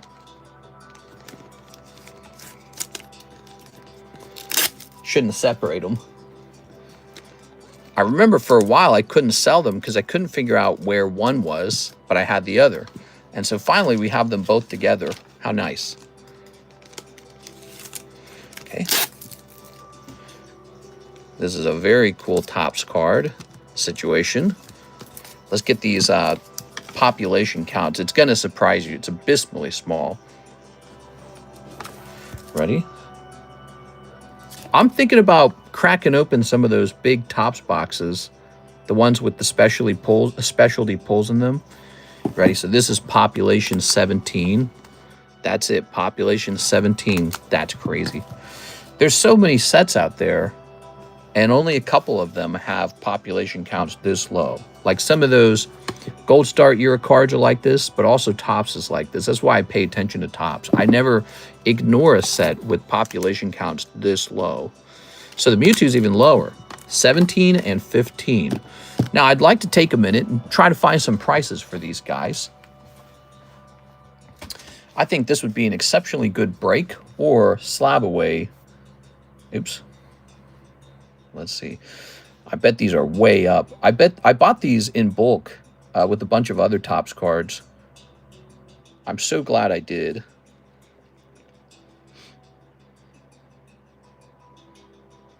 So the Topps Chrome version of this Mewtwo is 1,000. Is this it? I think this is non-hollow.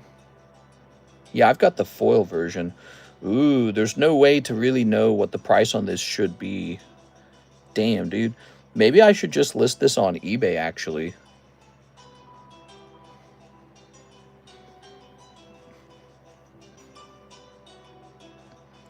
Well, I was just going to list this as a pair. I mean, maybe I should still just list it as a pair. But what you're talking about here is an extremely rare item. You see, Top Series 3 doesn't really get opened anymore. There is no more of it. And when you do find it, the boxes are at prices that are unbelievable high prices. So we've got the Mew from Series 3 and the Mewtwo from Series 3. In fact, we've never even sold Series 3 on this table. It's too rare. It's too rare and it's too expensive. You pull the Birds, Snorlax, the Mewtwo and Mew. You pull like, I think you pull Kabutops and Scyther out of it. And so there's a bunch of cool cards in there. You pull the Evolutions in it. And so we've never opened Series 3 on this table. The packs were too expensive. I just didn't care for it. So here's the Mewtwo and the Mew, you know, PSA 10. I don't know. Maybe I just keep these. I don't know what to do with them. I'd like to sell them because I need to raise some capital. But I wouldn't want to just put out a ridiculous price and be like, all right, here it is. But I don't know. Maybe they should receive that price. Next up, we've got Mr. David Frey is next. 2 Tiers of the Planet. 2 Tears of the Planet. 1 Soldier's Return. All right. Is this your first time order, Mr. David Frey? And he wants 1 junk pack. Oh, yeah. Junk pack time, baby. Here's your junk pack. Mr. 300. This is his first time order. He gets the first time order card. All right. Your first time order card. Poker Yoshi. Let's pick another first time order card. So if you're a guy placing a first time order, we got special cards for you. He gets the Yoshi. Yoshi was pretty good. Okay, I'm going to have to say this, Daisy. Daisy's the next one. We got a specialty card for first time orders. Okay. Let us pay the ridiculous price. So I saw a Topps Chrome version of that Mewtwo for $1,000. And I think 1,000 is plenty. It's weird, though, because it's got me questioning if I should ask for more than 1,000, because the Topps Chrome cards are much easier to grade than the Topps Series 3 cards, which are extremely hard to grade. So it makes me wonder, like, maybe I'm underestimating what I have. I don't know. It's always easy to sell a card. It's so hard to get a truly rare card back. So I don't know if I should sell it at all now. All right, so this is one of those $3 junk packs. You got one with the metal Charizard inside. That's, of course, not a real card. You got Patrick Star, some junky energy cards, a whole bunch of them. Here's a Scizor, a Raichu, and an Entei. All right, really junky pack. Truly junky. Junky as junky can be. I'm going to toss the Yoshi in there just for fun to keep him in between, sandwiched in between all those. And now let's grab these. We'll snip this up.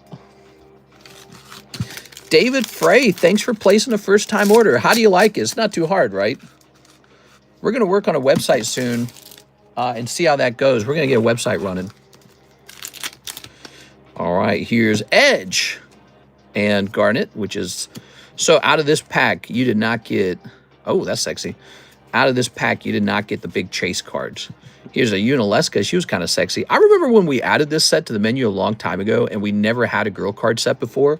And people went nuts on this set because there were so many sexy Final Fantasy girls in the set. Now we actually have sets that contain very sexy girl cards in it, so you don't have to do that anymore. You can go open to something like Magical Girls or Interspecies Reviewer or Yuzusoft or Nikke is a sexy set. Speaking of which, we still have to service Mr. John Lucas. We are. What's that Animation Series 3 on the Mewtwo? I joined a little late. It was. It's an exceptionally rare... So that's, again, that's Series 3, which if you know anything about Topps, that means it's a really rare set because they didn't print a lot of Series 3. It was always a very expensive booster box. Something we've never opened together with each other. I can look it up for you guys. Pokemon Topps Series 3 box. See if there's even one for sale. There is not one for sale from the looks of it, but the packs look something like this right here. That's what the packs look like. And so we've never opened those before because basically I just always felt they were too expensive to take the risk on. You know, because if you're going to open them up, if they're all sticky, you're going to be sitting on this horribly expensive product that you paid a horribly high price for. So this just makes the Topps cards are increasingly dangerous. They're increasingly difficult and dangerous to open and hold. Non-foil listed for $600. That foil is big. Yeah, well, and really they can price it any way they want. So just because they price it at $600, the non-foil, doesn't mean it's necessarily worth $600. But obviously not a lot of those listed. So there's no foil Series 3 listed. There is a Chrome Holo listed, but again, the Chrome sets are very different from the Topps Series 3, 2, and 1 sets. Here you go, David. So, David, the next step is now we store your bag. Your bag goes over here. Thank you. Very nice. Yeah, I was asking AI how to improve my channel, and it made an interesting observation. It said that our channel actually could act as a platform for people who have cards they want to liquidate straight from their bags. I thought that was interesting. Look at this Brock. Pop 1. Oh, Pop 4. Crazy. Okay. Neat stuff. I'm supposed to price these up. So now we have that Brett Love donation, generosity. He's got a $200 card. And so let's go pick out a $200 card. $200, huh? Oh, well, we've got this one right here, in fact. That's $200. Let's check in this pile. Tentacruel for $289. I could put my own money in there and get the Tentacruel up there. Black Label Hello Kitty. That's an interesting one. All right, I'm going to donate some of my money, too. We're going to have it be this Tentacruel. So this Tentacruel shall be the bounty card now. Tentacruel is now the bounty. He's going to be the September bounty, I think. Or, I'm sorry, October bounty. I think that's how it's going to work. It's going to be a thing that you can hit from any order, but there needs to be some kind of rule. I don't know how you get in there. So how should you get into the Tentacruel is my next question. What do you guys think about that? I'm going to set you up over here, Mr. Brett. Thank you so much.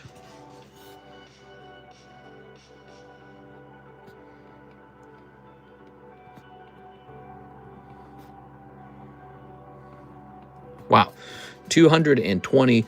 So if I'm giving up 89, 165 plus, I don't know, let's say 80. Let's say 80. So that would be like 245. Okay, I think I did that right. So I'll put myself at 245. Tentacruel. Hey, what's up, Flickfire? Non-foil, it says 600. That foil is big. So if this is the bounty for the month, how do you get into the bounty? How do you do it?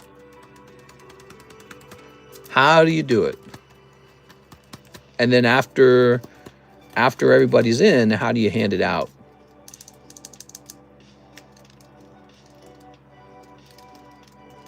What do you guys think?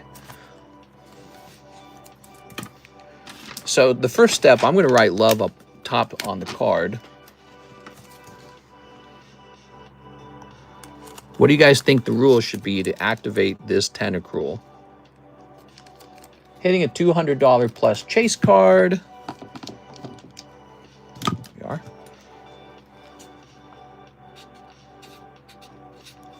Okay, that's Mr. Love. And it's going to say bounty down here.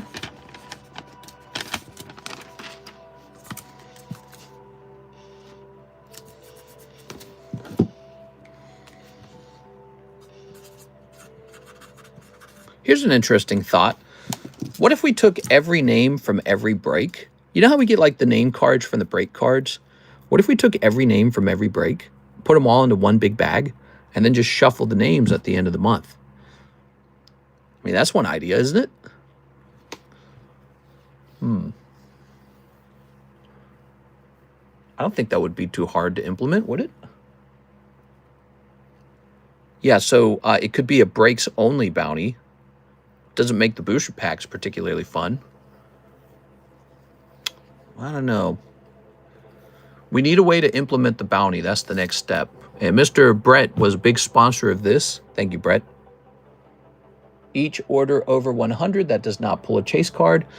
Okay, so your concept sets a limit of $100, though. That means the average person would have to spend 100. I think 50 makes way more sense because most people spend around 50.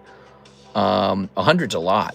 But here's the problem is now every single time an order is placed, we have to generate some kind of name card for them. You know what I'm saying? Like we have to generate a list every single time a $50 order gets placed.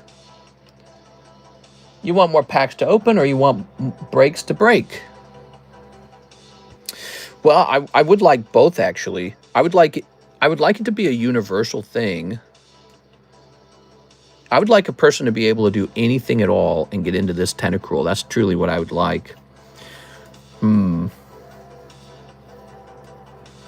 But that's not that easy, is it? I don't want to have to keep track of a big list. We could have a pair of 6 dice, and every time you place an order of $50, we roll that dice until the bounty gets struck. And it just runs until it gets hit, right? But that could last longer than a month. Best pull of the night gets in. I like that. Best pull of the night. Best pull of the night. That could also mean that people stop buying as soon as the best pull is pulled for that night. So they go, no reason, I'm not getting the bounty motivation. Let's keep talking about it. Maybe AI needs to help us with it. All right, let's take a minute here, guys. What's next? Let's see. So here's Joshua Whipple. He says, 1 live, 1 box of Black Flame. 1 box of Black Flame Japanese. Ooh, I love it. Okay, 1 live custom. Mr. Joshua Whipple. You are. So, 1 cold live custom. Popping this over here. See, like this Joshua Whipple order is $140. And, you know, if we did it, let's say the limit was $60 at a time, that would mean he would be owed 2 spots in this Tentacruel. And that's one of the fairest systems to hand it out. But the problem is you'd have to actually track that person as a result. So there would have to be a bounty list. And every time somebody places an order, you'd have to update the bounty list, which would be a lot of extra work in the stream. Especially on a busy day, that would not be good. We definitely need the advice of AI, I think. AI will implement a system for us, or at least it'll advise a system. There we go. So, just run it right now. I see other YouTubers just do it nightly, says Squid Pokemon. When you get a chance, can I get the non-rares for my RIP? I saw a few Final Fantasy VII characters I'm still interested in. So normally the rules are that we don't do bulk, Mr. 300, but you want those characters from 7, huh? I want you to be happy that you placed your order. Actually, that's a Tifa. That's not bad at all. Is this a 7? Here's a Vincent. Was it this order right here? Here's Kate Sith, Red, Aerith. Yeah, it's a lot of bulk. I can understand wanting the bulk if you're trying to collect a particular set, I suppose. I shouldn't complain because we've had a very slow week. So I'm happy you popped in. Let's see. All right, there you go. Okay. But actually, yeah, the Tifa's pretty good. If I had noticed the Tifa, you'd have gotten her either way. I'd probably snipped her out of there. There you go, man. Don't want to skip a Tifa. Tifa's good. Tifa's worth at least 10 cents. Okay, and your baggie was placed over here. We got to get that box of Japanese Black Flame. Okay. I've seen other YouTubers just do it nightly. I think it would be hard to run a $300 bounty per night. What do you think, Mr. Squid Pokemon? I think that would be too expensive. $300 per night. So that card was $289. That's how we chose it. But let's say we did that every night for 30 nights. That's a scant $8,600 per month. It doesn't pay. It does not pay for itself. It doesn't justify it. All right. Flame on.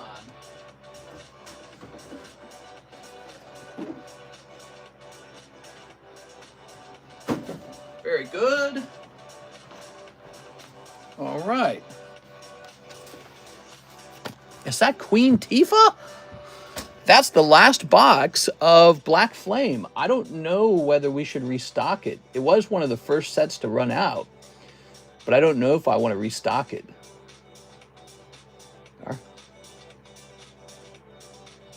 Let's see.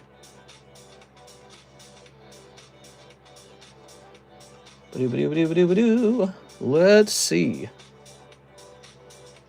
There it is. Black Flame is gone. One less set on the menu. Good. Okay. $300 slab per night. I mean, that would be possible if the volume of the sales justified it. Maybe by putting a big bounty out on the table every night, there would be way more sales. I kind of doubt that. I don't think I've witnessed like big giveaways charging up the number of orders. Ooh. Any chase pull each night gets you on the list. So if 3 people hit a chase pull in one night, 3 people get in the list. Okay, so maybe it shouldn't be based on price, but it should be based on your ability to pull a chase pull. That might work. Yeah. Since it is a bounty. All right, let's do it. So I like that. So we should have a September list of names. And the way it works is you get on the list when you pull a chase pull. I think we have to carefully define what a chase pull is, though, you know? I think this also kind of gives, if you think about it, here's a problem with that system. It gives a pretty significant advantage to the Korean cards, don't you think? Because they're pretty easy to pull chase cards out of, and they're not that expensive. I like that idea so far, though. That's a good one. But what about breaks? That would mean if you pull the chase card out of the break, you get a spot in the bounty.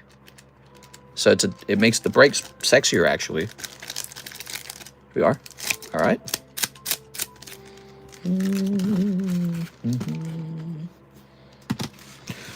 Okay, is this my order? It sure is. One whole box. A black flame. Flame on! Ooh. Ah. Ooh. I'm here for a good time, not a long time, says Squid Pokemon. There you go. We are. Okay, here's a cold one. Here's the Nine Tails. Zard, please, says Whipple. I saw something else in here. Look at that. That's a common card, but might as well keep it. I think that's a good one. That might be better than some of the hollows for sure. Cold. Cold. Entei. Here's the boss. We got Tyranitar. I think that's a decent play, but I'll never get on that list, says Andy Man. Dar. Well, that also is a good thing for people who are, you know, actually opening packs or getting in the breaks, because it means they won't have much competition. Dar. Ah! There's an Altart in here. You got the Iceman. You know, I think I have a couple of these that I got to grade. Ice Cube. He's really neat. It's funny seeing him with the big fire hat. Okay. No hollows, please. Say less, fam. I got you covered. All right. Awesome. We'll keep those separate. No! That can't be happening. All right, let's try that again. Get in that sleeve. Hate it when those cards get dropped.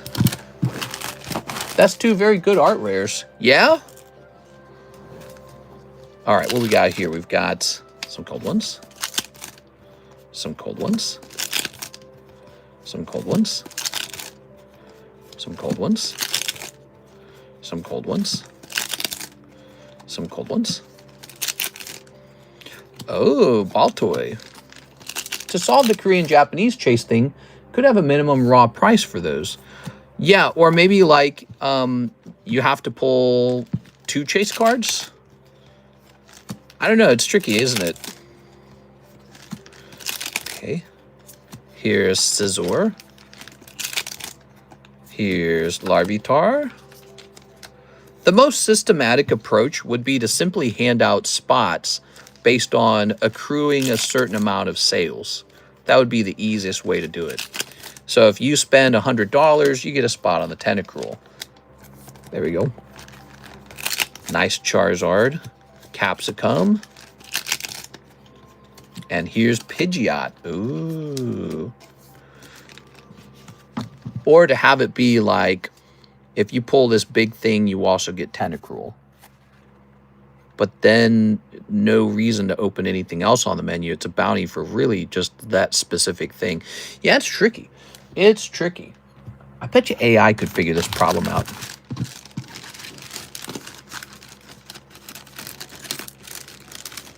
4 hits, not bad.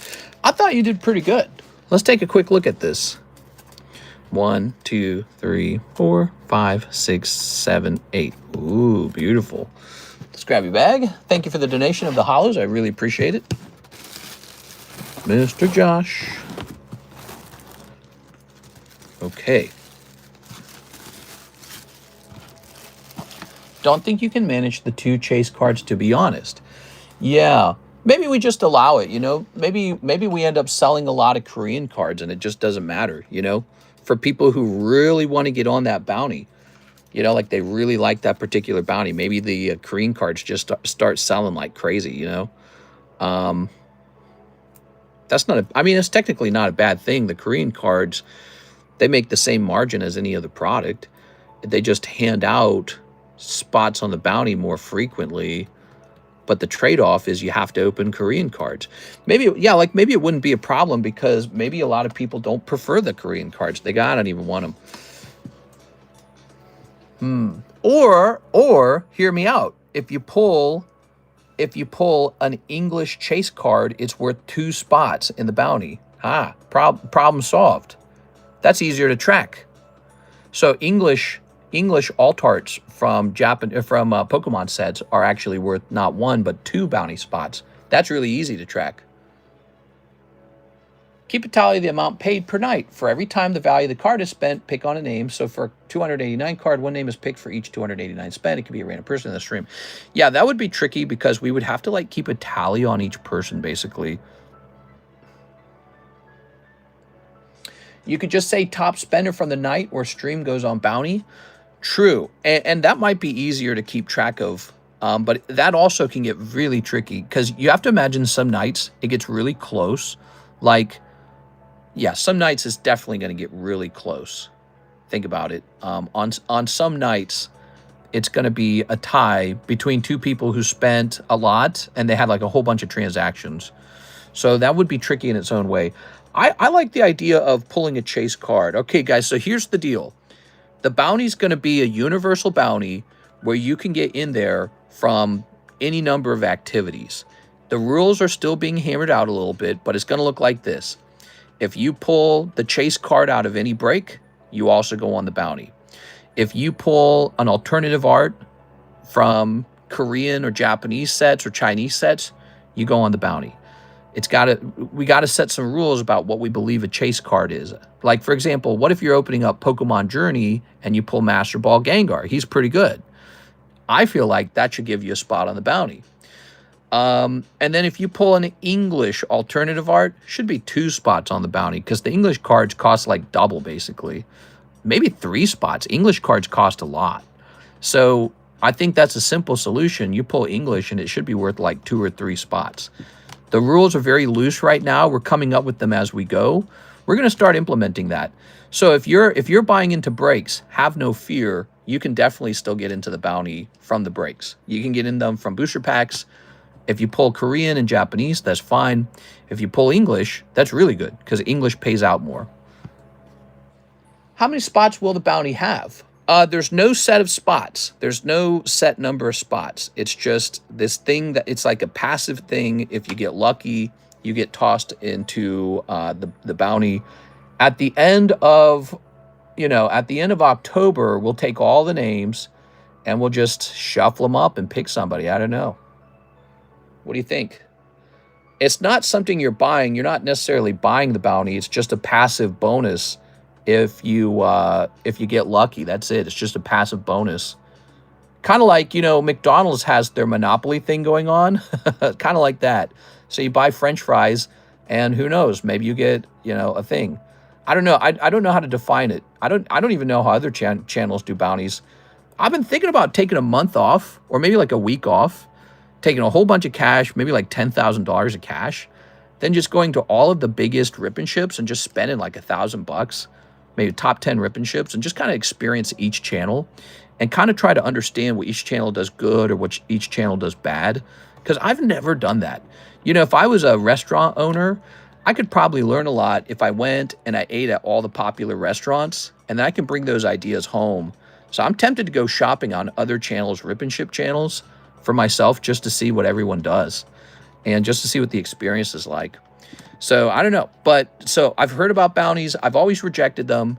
AI is now telling me I should implement them. So I'm going, okay, that's what's going on. All right. Your one is a bit confusing. I think this is the best way. All right. Let's go ahead and jump over here. Let me grab this. I love this channel, but it's very confusing, says Joshua Lawless. We love the confusing part. The confusing part's the best part. Let's see. We're actually out of orders right now, I think. I think we just completed the queue of orders. It's 326. You guys are welcome to send in an order. Can't believe that artwork is real. One of the best Charizards of all time, says Piasu. Which Charizard are you talking about? You're talking about the one from the latest set? The Inferno X Charizard? Yeah, he's cool, man. I like him. Let's go ahead and rotate these slabs. Are you ready? So here is Slowpoke. Oh, the TCC giveaway, which we're not running because we are actually running, not this love giveaway, but that love giveaway. There it is. So this is the current giveaway. You have to type in love. Let's go ahead and hit refresh. I've been in this stream 10 different times and still not sure how to purchase anything. Yeah, you just head over to the description of the live stream. That's what you do. Head over there and you'll see a link to PayPal. Open that up and send some money over. That's how it works. Just like that. All right. How did you get that price on the Electrode? There is no Electrode for sale. Therefore, I can price it any price I want. For example, I can just update it to 1,000. I think he's a very special card. There's not a lot of these Holland's Electrodes. And when you look at the booster pack price on Delta Species, the Delta Species booster pack price has reached levels that are unbelievable. If anything, I probably should not even sell this. It's harder than ever to get 10s on cards as well. And this one's an especially clean copy. He looks really good. But yeah, I'm in no rush to sell this one. We could just raise this price to $1,000. It wouldn't really matter to me because next month one could sell an auction for 1,000. But there's not one for sale, so we don't really have a certain knowledge of his price. But watch, see, I can just do this, and I'm the only one selling one, so it doesn't matter. There's nothing to compare against. So that's Holland's Electrode. He's cool. I like the fact that he's got another, like he's got, like, it's almost like Gym Challenge, Gym Heroes. Holland's Electrode, that's cool stuff. The only other Pokemon card that does this, I think, is Holland's Magneton or something like that, right? There's a couple of those Holland's cards, and they're all interesting. There it is. I had a guy, he was trying to buy that from me earlier as well. If you're on a phone, it's the 3 dots in the top right corner. Ah, yes.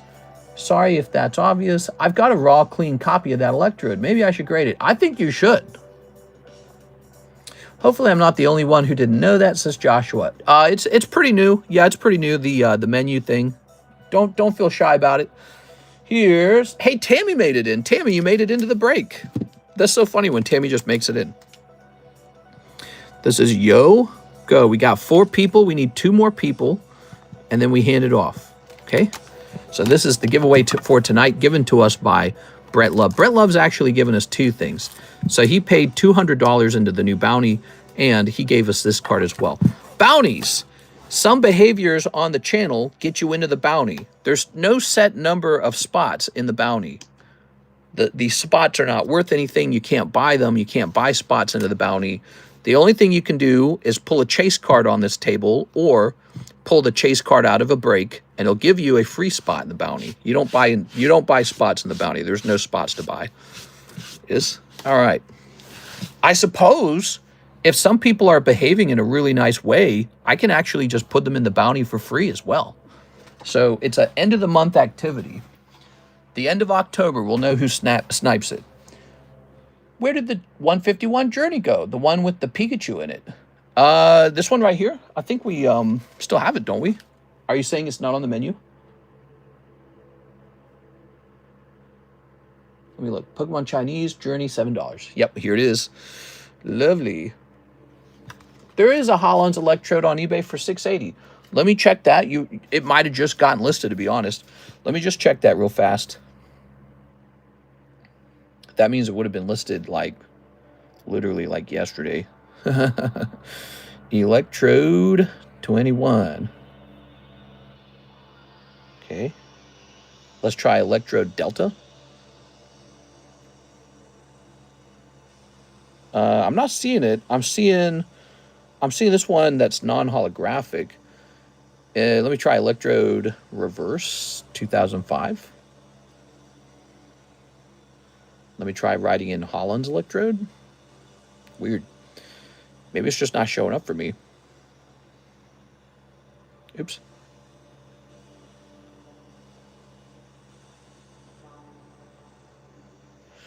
Let me add the apostrophe. Oh my God. Do you have to have an apostrophe? No, it's just not showing up for me at all. So like, look, I see the one for 100, but I searched it with the apostrophe and without the apostrophe. There we are. So there it is. That's without the apostrophe. I don't know. Weird. DM the link. It's easiest. Wow. What did you type in to find it?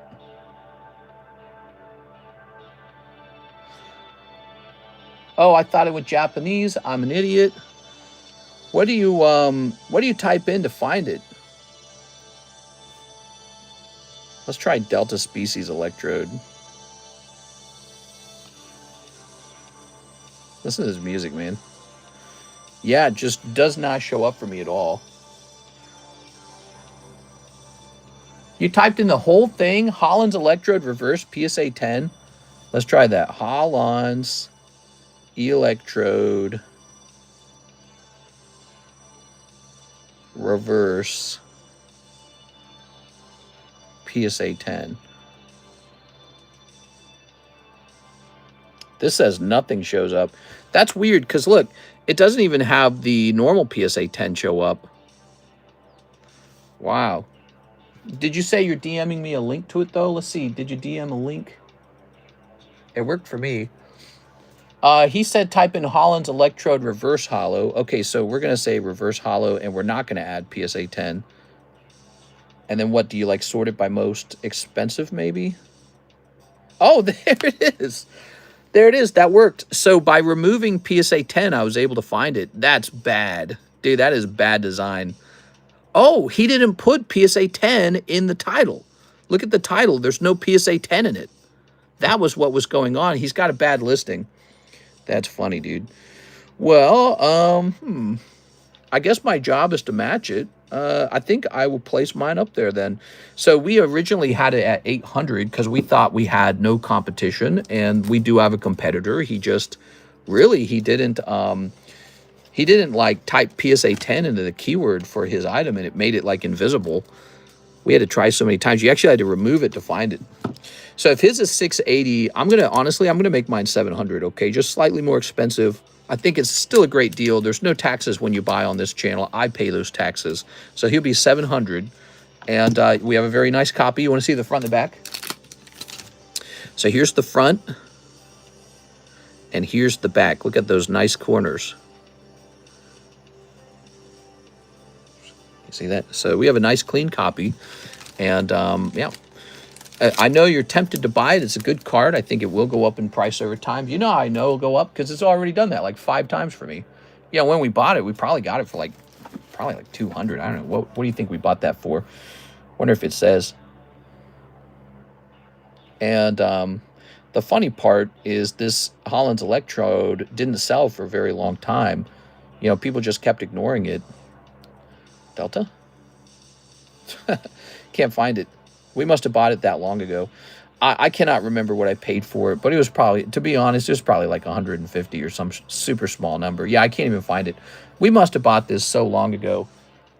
Yeah, and, you know, now he's at, what, like 700? It's very good. And all these reverse hollows are doing very well over time.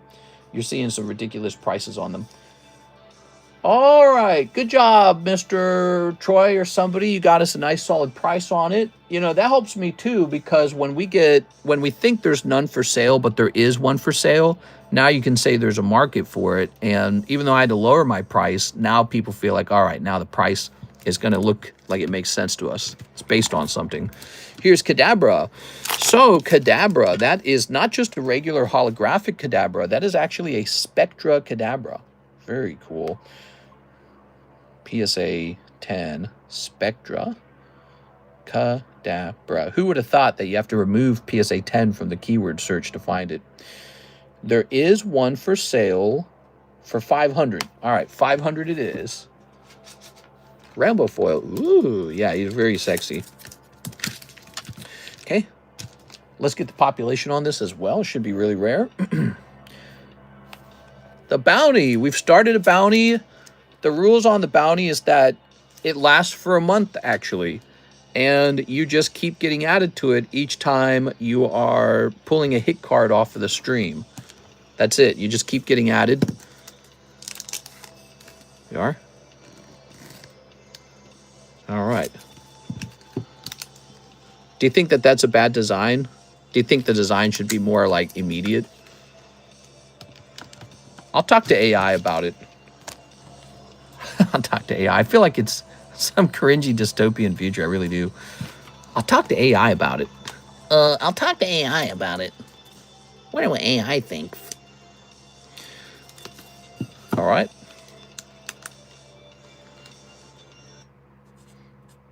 Maybe that system doesn't have the immediate gratification that people want, you know. It's Rainbow Cadabra. Beautiful. Did our music just stop? Get back. Start playing again. That reminds me of my Muay Thai knee. Here we are. Here's...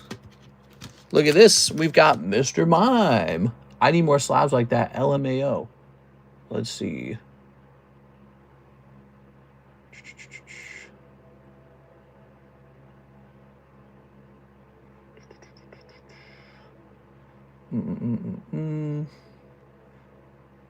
Do you have any other Delta Species cards?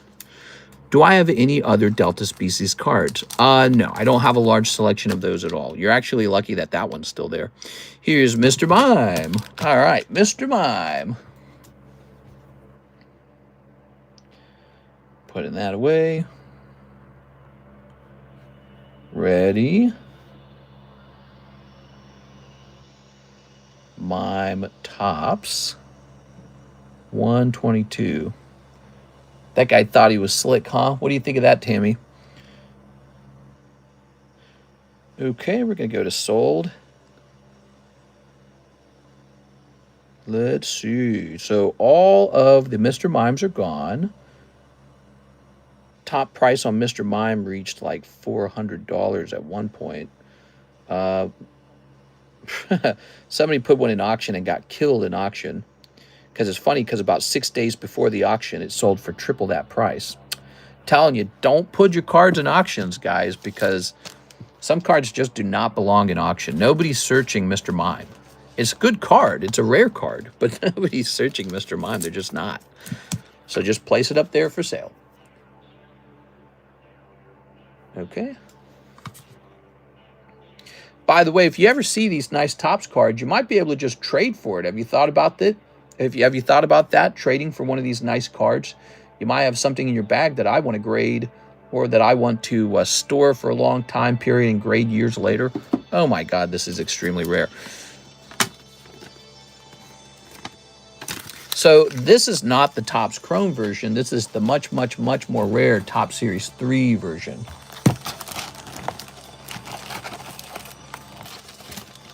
There you go. Maybe only a few spots for higher end cards. Here we go.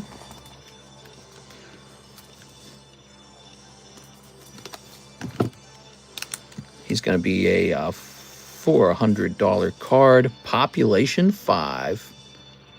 Oh, yeah. About time we priced up these fancy-ass Topps cards. We haven't done that in a while. I noticed the Topps cards are on the move. Did anyone else notice that? Topps cards, the prices are jumping.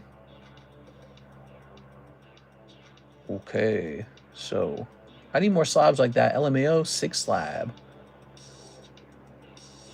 Okay, cool. What's next? We're going to hit refresh. Okay, no orders in the queue. Let me show off some stuff that we got going on tonight. For anyone placing a first-time order, we got this cute Daisy poker card. That's a bonus card for placing your first-time order.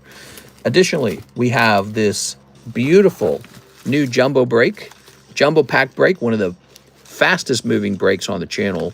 It's a 1 in 4 odds, and I suppose now it'll immediately get you a spot into that tentacruel when you actually pull this. So weirdly enough, the jumbo pack break's very good for getting into the bounty. Okay. I've sent a Growlithe stamped reverse holo from Legend Makers to PSA. Hopefully that gets a 10. It's a beautiful card. It's a beautiful card in the neighborhood. I think we'll change the rules on this so that you do get the chase card gets you a spot in the bounty, but you can't get a second bounty spot from like a hit because you've already got your bounty spot from winning the chase. I don't know. Something like that. Just making up the rules. All right. So that's the new jumbo pack break. What other interesting news? Did you guys know we chose a new lightning break? So the lightning break is supposed to be very fast. It's a 1 in 8 odds for this Dark Charmeleon Japanese. Really beautiful. One of the best Team Rocket artworks. Somebody's already in there. We just need 7 more people. Here's another interesting piece of information. We had the staff break moved by 1. Here it is. Tyranitar staff break cracks up to 4 out of 27. Next stop, 5 out of 27. So he is a really fascinating card. I like the staff card a lot. Wait, Troy didn't get the Electrode? No, Troy's already got a slab away. He was just helping you get a good price on it. Are Series 3 Topps cards that aren't holo valuable as well? I would say so, yes. But obviously the premium should be on the holographic ones. And honestly, I don't know what they should be priced at. I mean, they just seem to be exceedingly rare, but that doesn't mean they can have like an infinite price. But like, look at this Mr. Mime, for example, $400, population 5. I mean, it's just ridiculously rare. All right, here's another interesting card. You ever seen these? These are the Topps Merlin cards. This is Merlin Series 2, right on Prism. Pop 2. I really do not know what to price these at. It's extremely rare. It might be Pop 3 by now because we graded him a long time ago. You can see he's in the 9s. PSA 10, Merlin, Rhydon. This is a Merlin card. Oh, here we go. Okay, Merlin sticker for $130. Wow, that's really not bad. That's pretty good. I feel like that's a great price. I'm going to sleep until the PSA submission is back. Hey, you know, it's funny. It says both of those PSA submissions are in slab assembly now. So it looks like we're getting both of our August submissions back faster. Okay. Here's Rhydon. Rhydon is going to say 130. I have 3 complete sets of Series 3. You're talking about the Topps cards? I don't know if the ungraded ones will carry much of a premium because the reason Topps cards can sell for so much is because of how ridiculously hard they are to grade. They're really hard to grade. I mean, extremely hard. This guy remains population 2, which means the other one on eBay is the only other Rhydon in the world. I've got one, and there's one on eBay. That's so funny. That's very interesting. I'm not concerned about selling mine because I've got more that I can grade. See, so because I've got boxes of Merlin 2, and Merlin 2, of course, is very expensive. So here is beautiful Dragonite. We've got Donald Duck. Here's Noctowl. Look at that. We got $36 Noctowl. That's a fantastic card. How about this? Donald Duck 10. Very cute. The Disney 100 bicycle poker cards. I was all about those poker cards, man. I love poker cards. They're very fun. They're cheap. They're fun. I mean, look, he's a 10. He's 30 bucks. Look at this. Oh, yeah. That's a Series 2 Ghastly.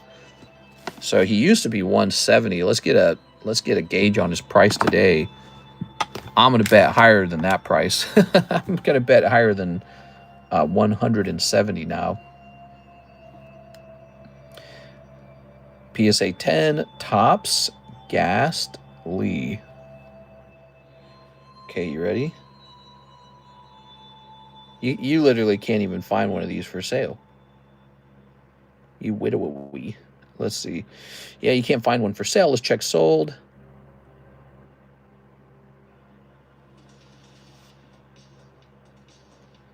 So what we do know is the Topps Chrome version of this card sold for $300 in August. In August.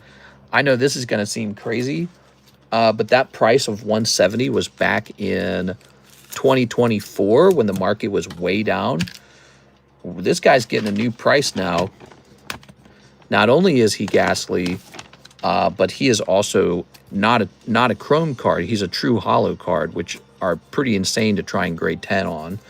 So he is going to be an eye-boggling $1,000. We're starting him there. I know that seems crazy, but most of the market has done something like that.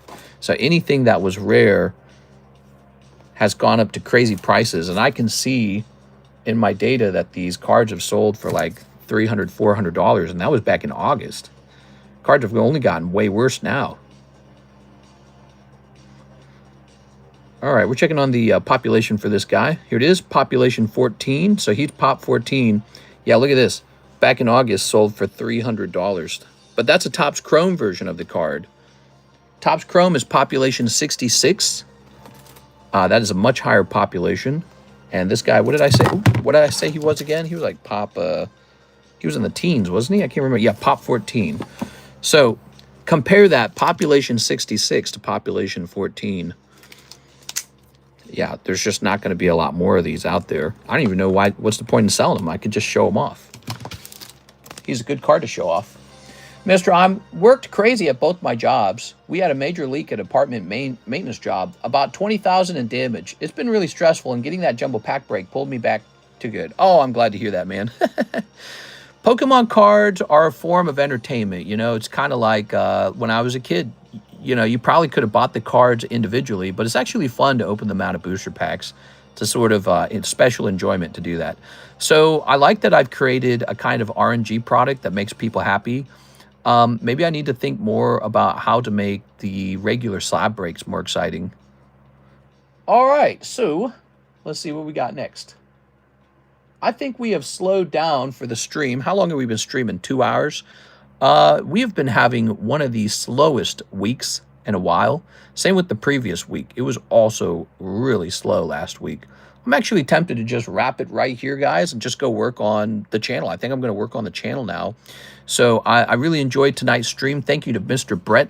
Let's hand out his giveaway card. Here we go. So that's the new bounty. We're going to run a monthly bounty now. When you have a special moment in the stream, like pulling a chase card, you get a spot in the bounty. And then at the end of the month, somebody gets it. That's a nice card. So here's this. It needs 2 more spots. Yeah, we're not going to try and force the channel to stay open for now. What we're going to do is work on improving it.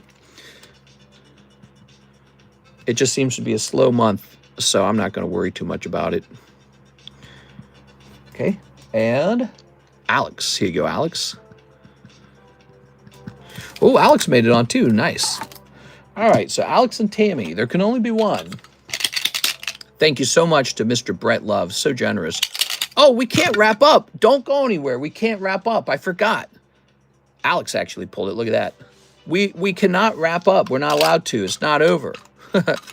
I'm so dumb. We still need to run John Lucas's order. Ho-ho! So what that means, we're going to go ahead and take care of this big $600 order. And you guys are still welcome to place an order while you're waiting for it to go off, while you're waiting for this to finish. Sorry about that. We can't leave our good friend John Lucas behind. What a bad idea. I almost forgot about him. That'd have been really sucky. All right, he will be surprised to find out it's near the end of the stream. There it is. So we need 5 boxes of Nikke English and 1 box of Nikke Korean. That's going to be a lot of girl cards, guys. Let's go get it. I'm going to go grab the boxes right now. All right.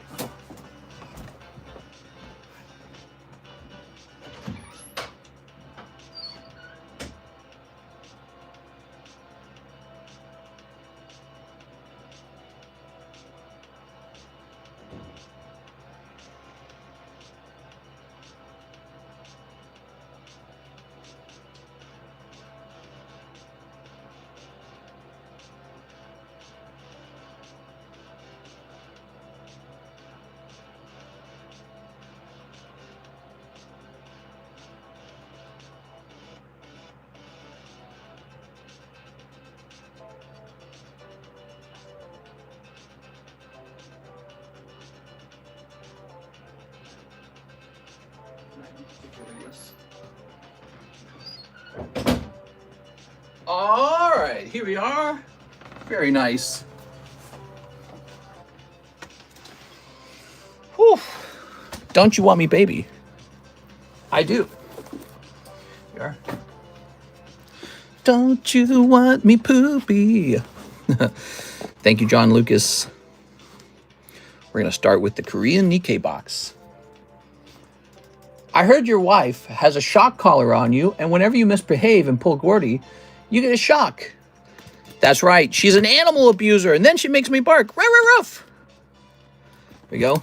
All right. Maybe my Blaine Start and Bear Walker Sylveon. Here we are. It's 2 August time period submissions, so that's what's coming back. Okay. Oops.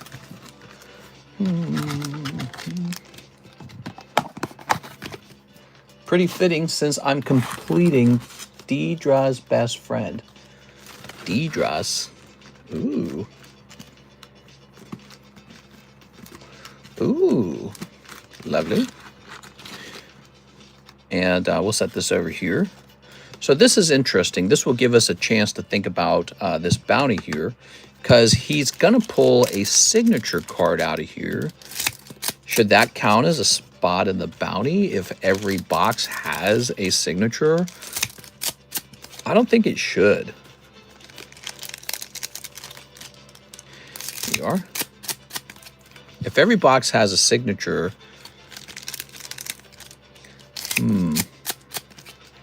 it's not rare enough. Maybe if he has a double signature box? I don't know. Your title made me spit out my morning coffee. What's up, Steven? All right. Yeah, I'm trying to make more funny titles, you know, because I realized just telling you like what's for sale is pretty boring. Except for like on days when something like brand new just came out. But like after it's come out, it's so boring to just say it over and over again. Like, oh yeah, we got Mega Evolution. Like, who doesn't have Mega Evolution? Wow, man, these girls are sexy. I think this girl is very sexy. I like the black outfit. I like the goop. I like that she's got evil red eyes. Okay, here's the pink bubblegum suit. Here's Bunny Girl. Mask Girl. Okay, this is like a remix. I'm a little nervous that this is definitely going to cause the channel to become, or the video to become demonetized. So let's move on from that. Boop. $600 order. This is a $600 order from our good friend John Lucas, who I believe told me last time. Here we go. What we got? Hey, too bad you didn't get this as a signature. I know this is a very popular one, but you need the signature. He mentioned that he is a judge for Pokemon. How cool is that? So we are. That kind of stuff is super interesting. Here's another one. Wow, you're getting lucky. All right. Very nice. She's got knees. Boop. And here's the Chibi doll. Umbrella Girl. Oh, you've got a girl named Sin. What a name. All right. The value of the chase hit over a certain amount equals bounty spot. I think for these Korean card sets, it's going to be pull a double signature, which he just did. All right, so he pulled a double signature out of his box. So he's going to go into that bounty for this order. We are. There's no limit to how many spots will be in the bounty. Like, you can get 50 names in there. So, you know, some months will be busier than other months. If not too many people's names are in there, but yours is, your odds are better. We are. So he'll be the first one in. Champagne Girl. She does, in fact, have knees. She's got the bee's knees. All right. It's so funny. I was just about to close the stream up, and then I remembered, wait a second, we haven't done John Lucas. There. Ta-da. Cool. Oop. Let's get a different sleeve. I hate it when the sleeves do that.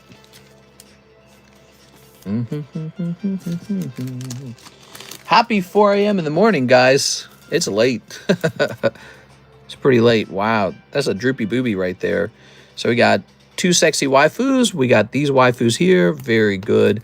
Since it is a double signature, we're going to count that as the chase card in there. I wasn't really sure how to do it before. But so it'll work like this. John Lucas. Taking a little energy card like that. We're going to grab this bag. And there's no number for the bounty. It's just as many spots as we're going to get. Okay.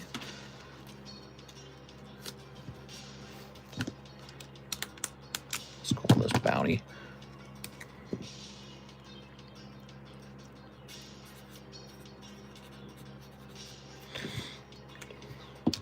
This is Who's Gonna Take You Home Tonight. That's the name of this song. I don't think I can have these play. I think I have to get away from these. I think these are going to get me in trouble. I can't listen to this at all. This is fully copyrighted. It almost feels like YouTube hasn't figured it out that I play non-copyrighted music. Like it's still trying to figure it out. Need an old man emote for Mr. Well, shucks. Like that. Let's go get Nikke. And now the music's stuck. It's not playing at all. That's terrible. There we go. All right, so we got 5 boxes of these beautiful English Nikke cards to go through. And obviously, if he pulls any signatures, that's going to be an automatic spot in the bounty break as well. That is how the bounty is working. It's a new idea. It is. There we go. All right.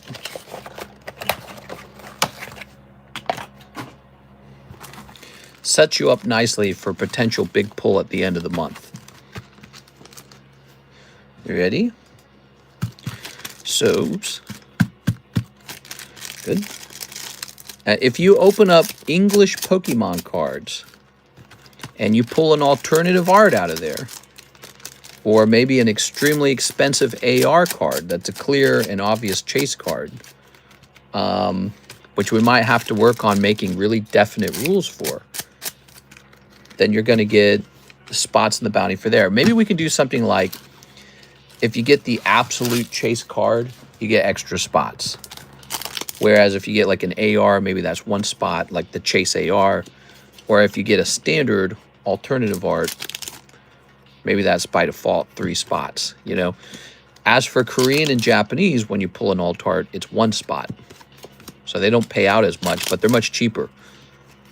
Ooh. Overzone. Ooh.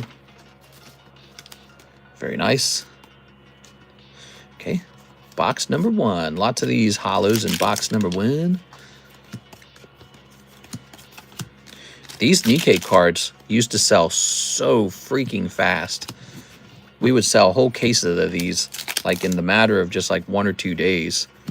And then the price on them did go up. And after that happened, they definitely slowed down. Here we are. Okay. Here's this. Here's this. We also have this girl here. Konnichiwa. Okay. Good. And we've got this hollow. We got pink-haired girl. Ooh.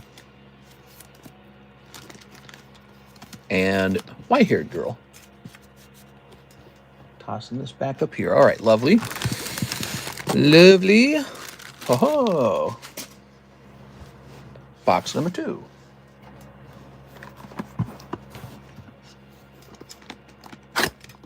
Ooh.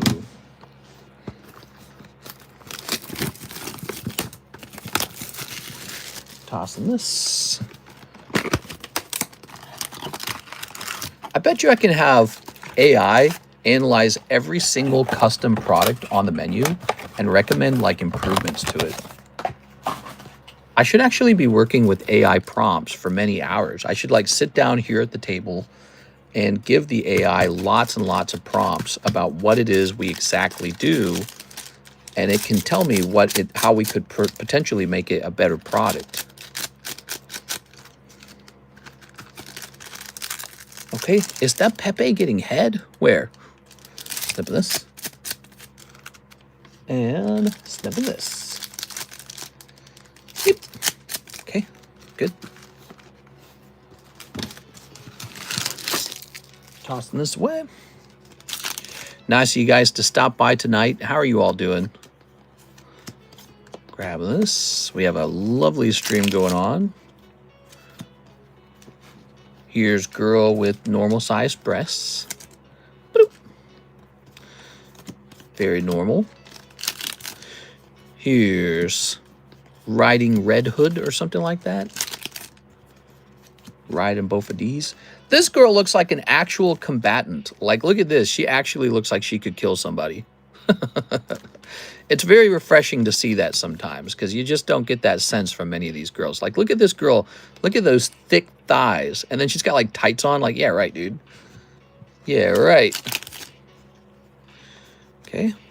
So it's funny. It almost explains to you that they know how to make a girl like an actual military soldier to some degree. They just don't want to. They want sexy girls. Like, what is this? This is just a girl in a straight-up bikini holding some big-ass gun. Like, all right. All right. Cool. Don't judge Rapi's thighs. Thick thighs save lives. Here's... Like, look, this girl's got like a water inflatable. What is that for? All right. Here's a hollow. There's a hollow. Here's a hollow as well. And there's a hollow. Like, she's got a gun, but also she's got a lantern. And what are these types of boobs? Like, I've never seen a girl with that type of boobs. Triple D's or something like that. It's really fun. Let's grab this. Oh, look at that. This actually says first edition up there. Isn't that nice? First edition.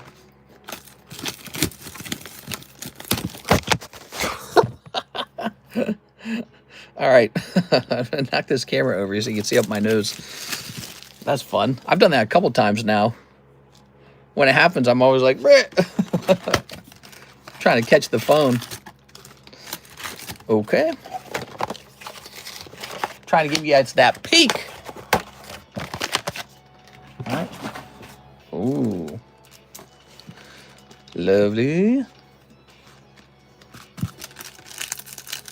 Snipping this. Snip. Snipping this. Quick, someone clip that. Snip. And snipping this. No, they could see all my boogers. There we go. All right. That's the booger clip. Shaboink. What do we got here? Ooh, my new Tyranitar's close. He just finished authenticating. Now he's just on the way. He's a big card. Can't wait to have that in my hands. Another prestigious piece of my collection. Pretty much what I'm spending all my money on still is just collecting Pokemon cards. Okay. All right, all right, all right, all right. Oh, yeah.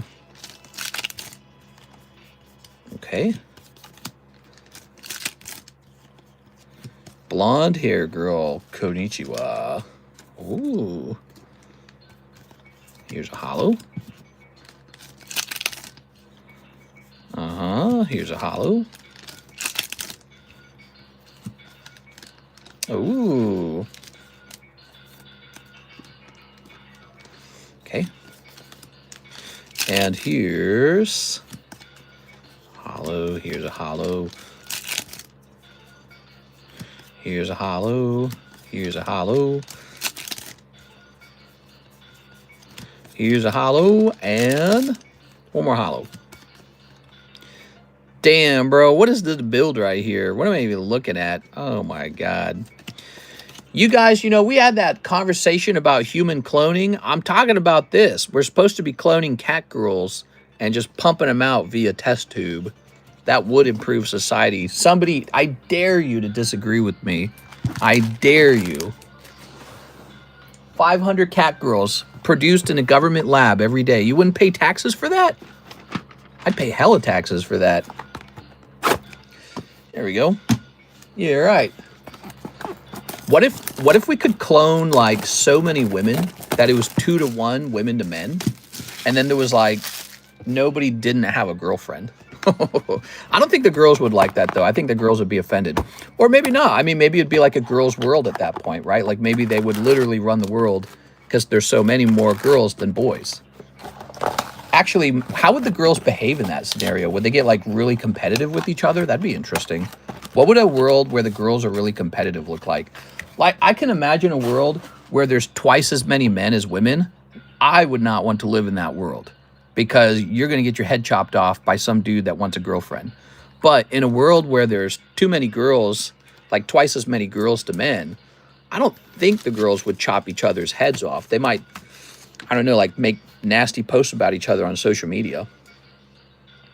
Okay, then let's hire a scientist. Time to get that scientist going, man.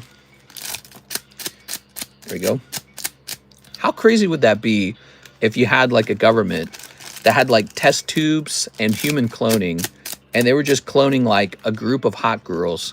Could be of every race, right? So no one's crying about it. One of every race, and they're just, but it's the hottest girl they could possibly clone, and they're just cloning copies of this girl, like hundreds of them at a time. There we go. And then in the future, when your kids are all grown up, there's like way too many girls versus boys. What kind of society would that be? That'd be so interesting. I'm gonna go write a sci-fi book on this because this is a very fun subject. Here's a hollow and a hollow. They're already competitive with each other. Some just aren't as obvious about it. Yeah, I would say so. I would say girls are competitive in a different way. Not violent so much, but like kind of like trash talking. Or maybe like a girl is not taking care of herself and another girl says, no, you look great, or something like that. You know what I mean?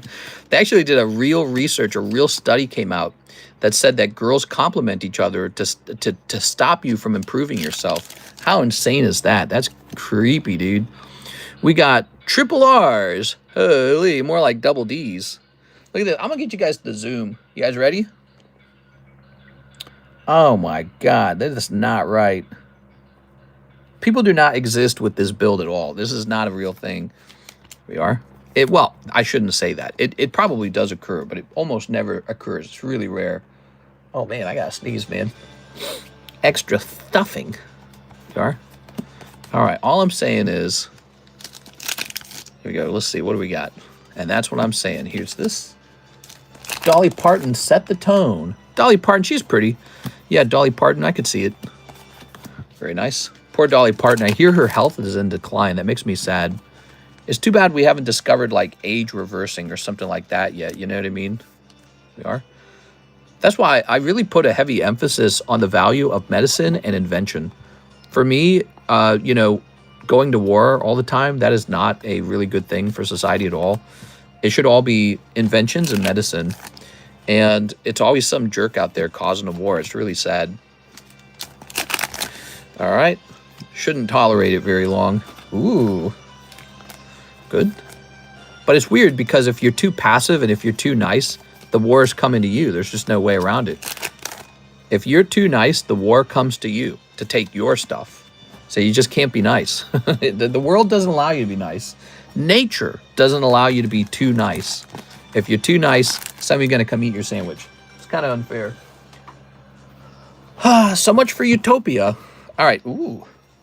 Okay, hear me out. A girl said, I know how to solve the Rubik's Cube, but she's giving right indicate and taking left. What? Death is like hitting the reset button. We got to take the oil.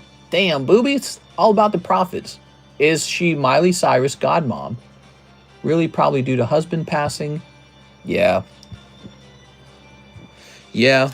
I've told this story before. My grandfather passed, and I could tell he and I was really young. I was like 8. But I could tell he and my grandmother, they were like very similar to each other. You could tell they were like a very close pair.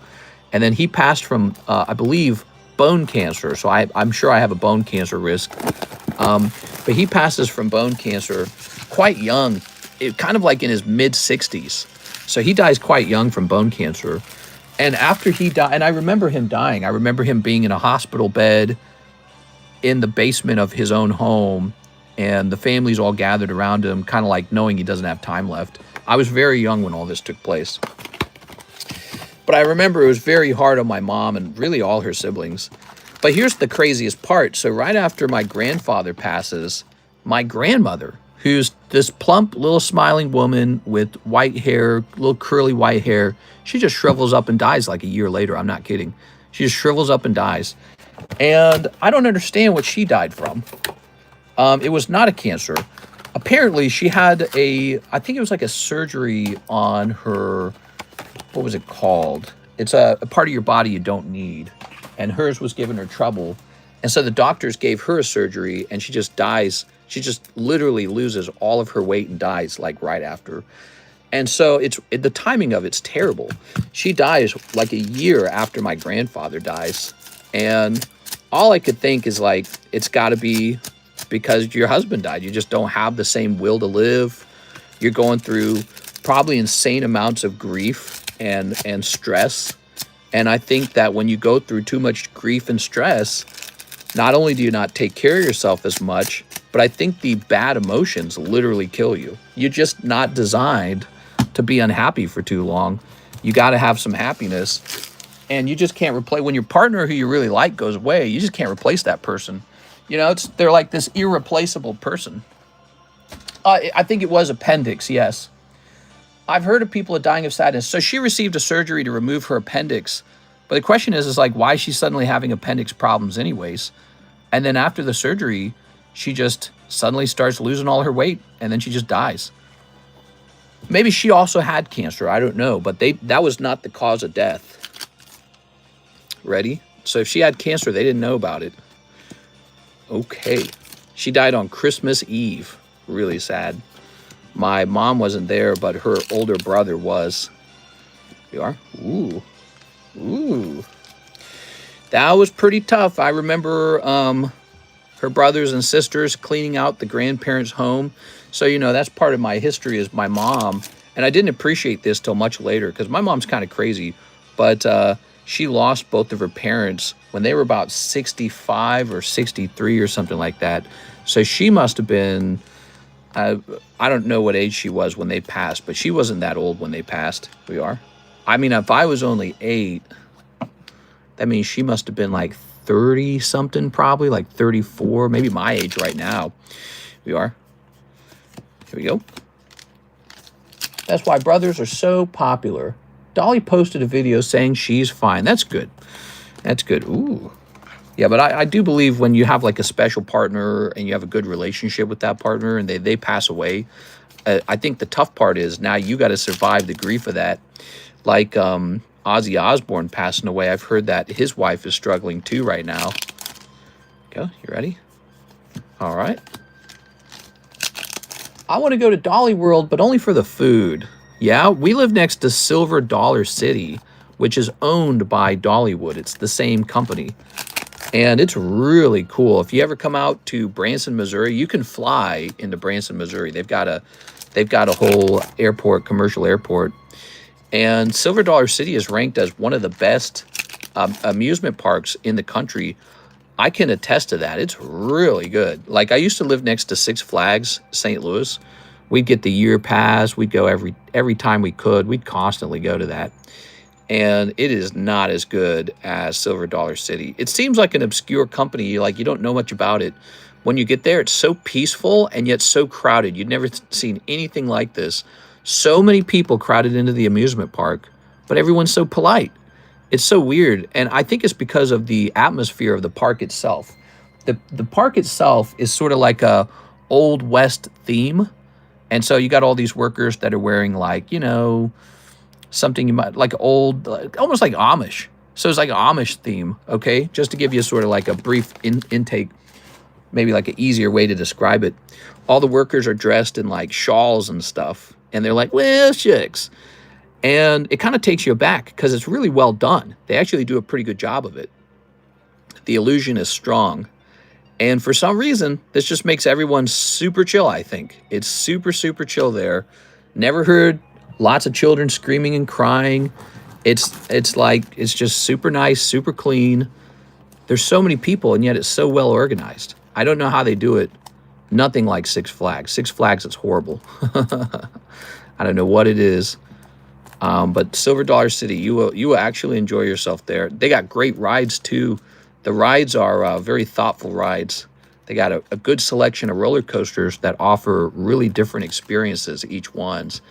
So I would rank that. I mean, I haven't been to a ton of amusement parks, but, you know, I'm a very kind of picky eater type of person. So, you know, if my experience there is good, I'm betting it ranks high. All right, look at this. I would bet where it wouldn't rank high is you wish there were even more roller coasters, but they got some really good ones. They have this one called Outlaw Run, and I thought I was going to die on that roller coaster, not because I'm scared of roller coasters, but it was so violent. It was such a violent roller coaster. I couldn't believe it. There we have it. Is that all of them? That's all of them. Wow, no signatures yet. John Lucas, I'm going to say you probably want to go deeper on these because I know you've swept 5 boxes out of here. So you may want to go a little bit deeper. There we go. You did pull a double signature in the Korean box, so that's nice. But honestly, it's all about these first edition English cards.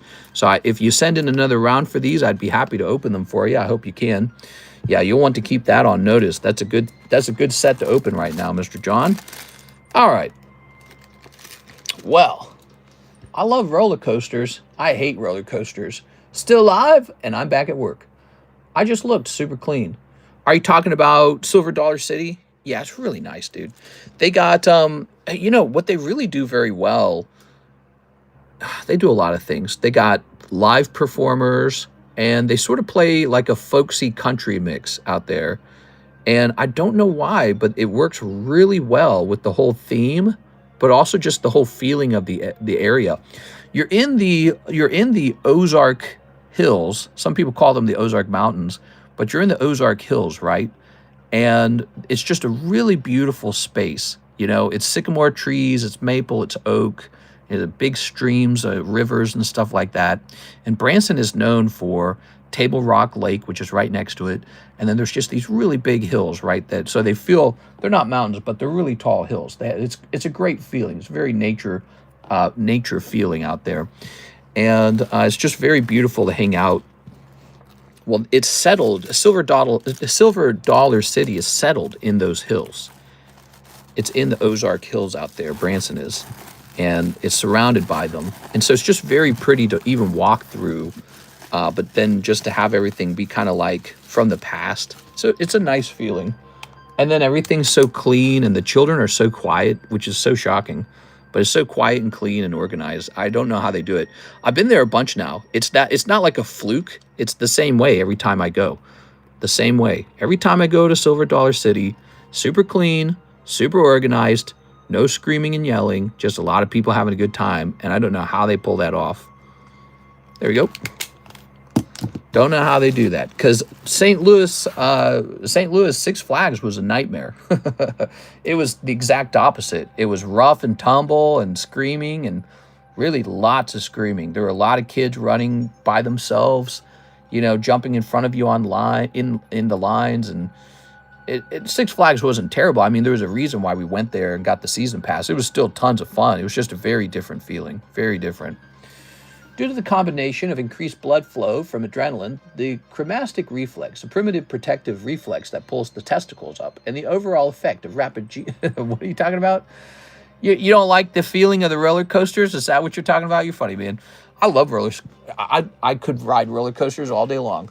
Some people are a little bit terrified of them. I think you have to get on some roller coasters, though. It's good for you. It's good for you. Unless it kills you, then it's bad for you. But most of them don't kill you. All right. But, you know, the Outlaw Run, oh, my God. It's such a violent roller coaster. It has, like, this corkscrew loop, so it's a very tight loop. Like, you can have loops that kind of go like this, big loops. A corkscrew is sort of like this. It just rotates you in the seat like this as you're going along. So you're going, whoa.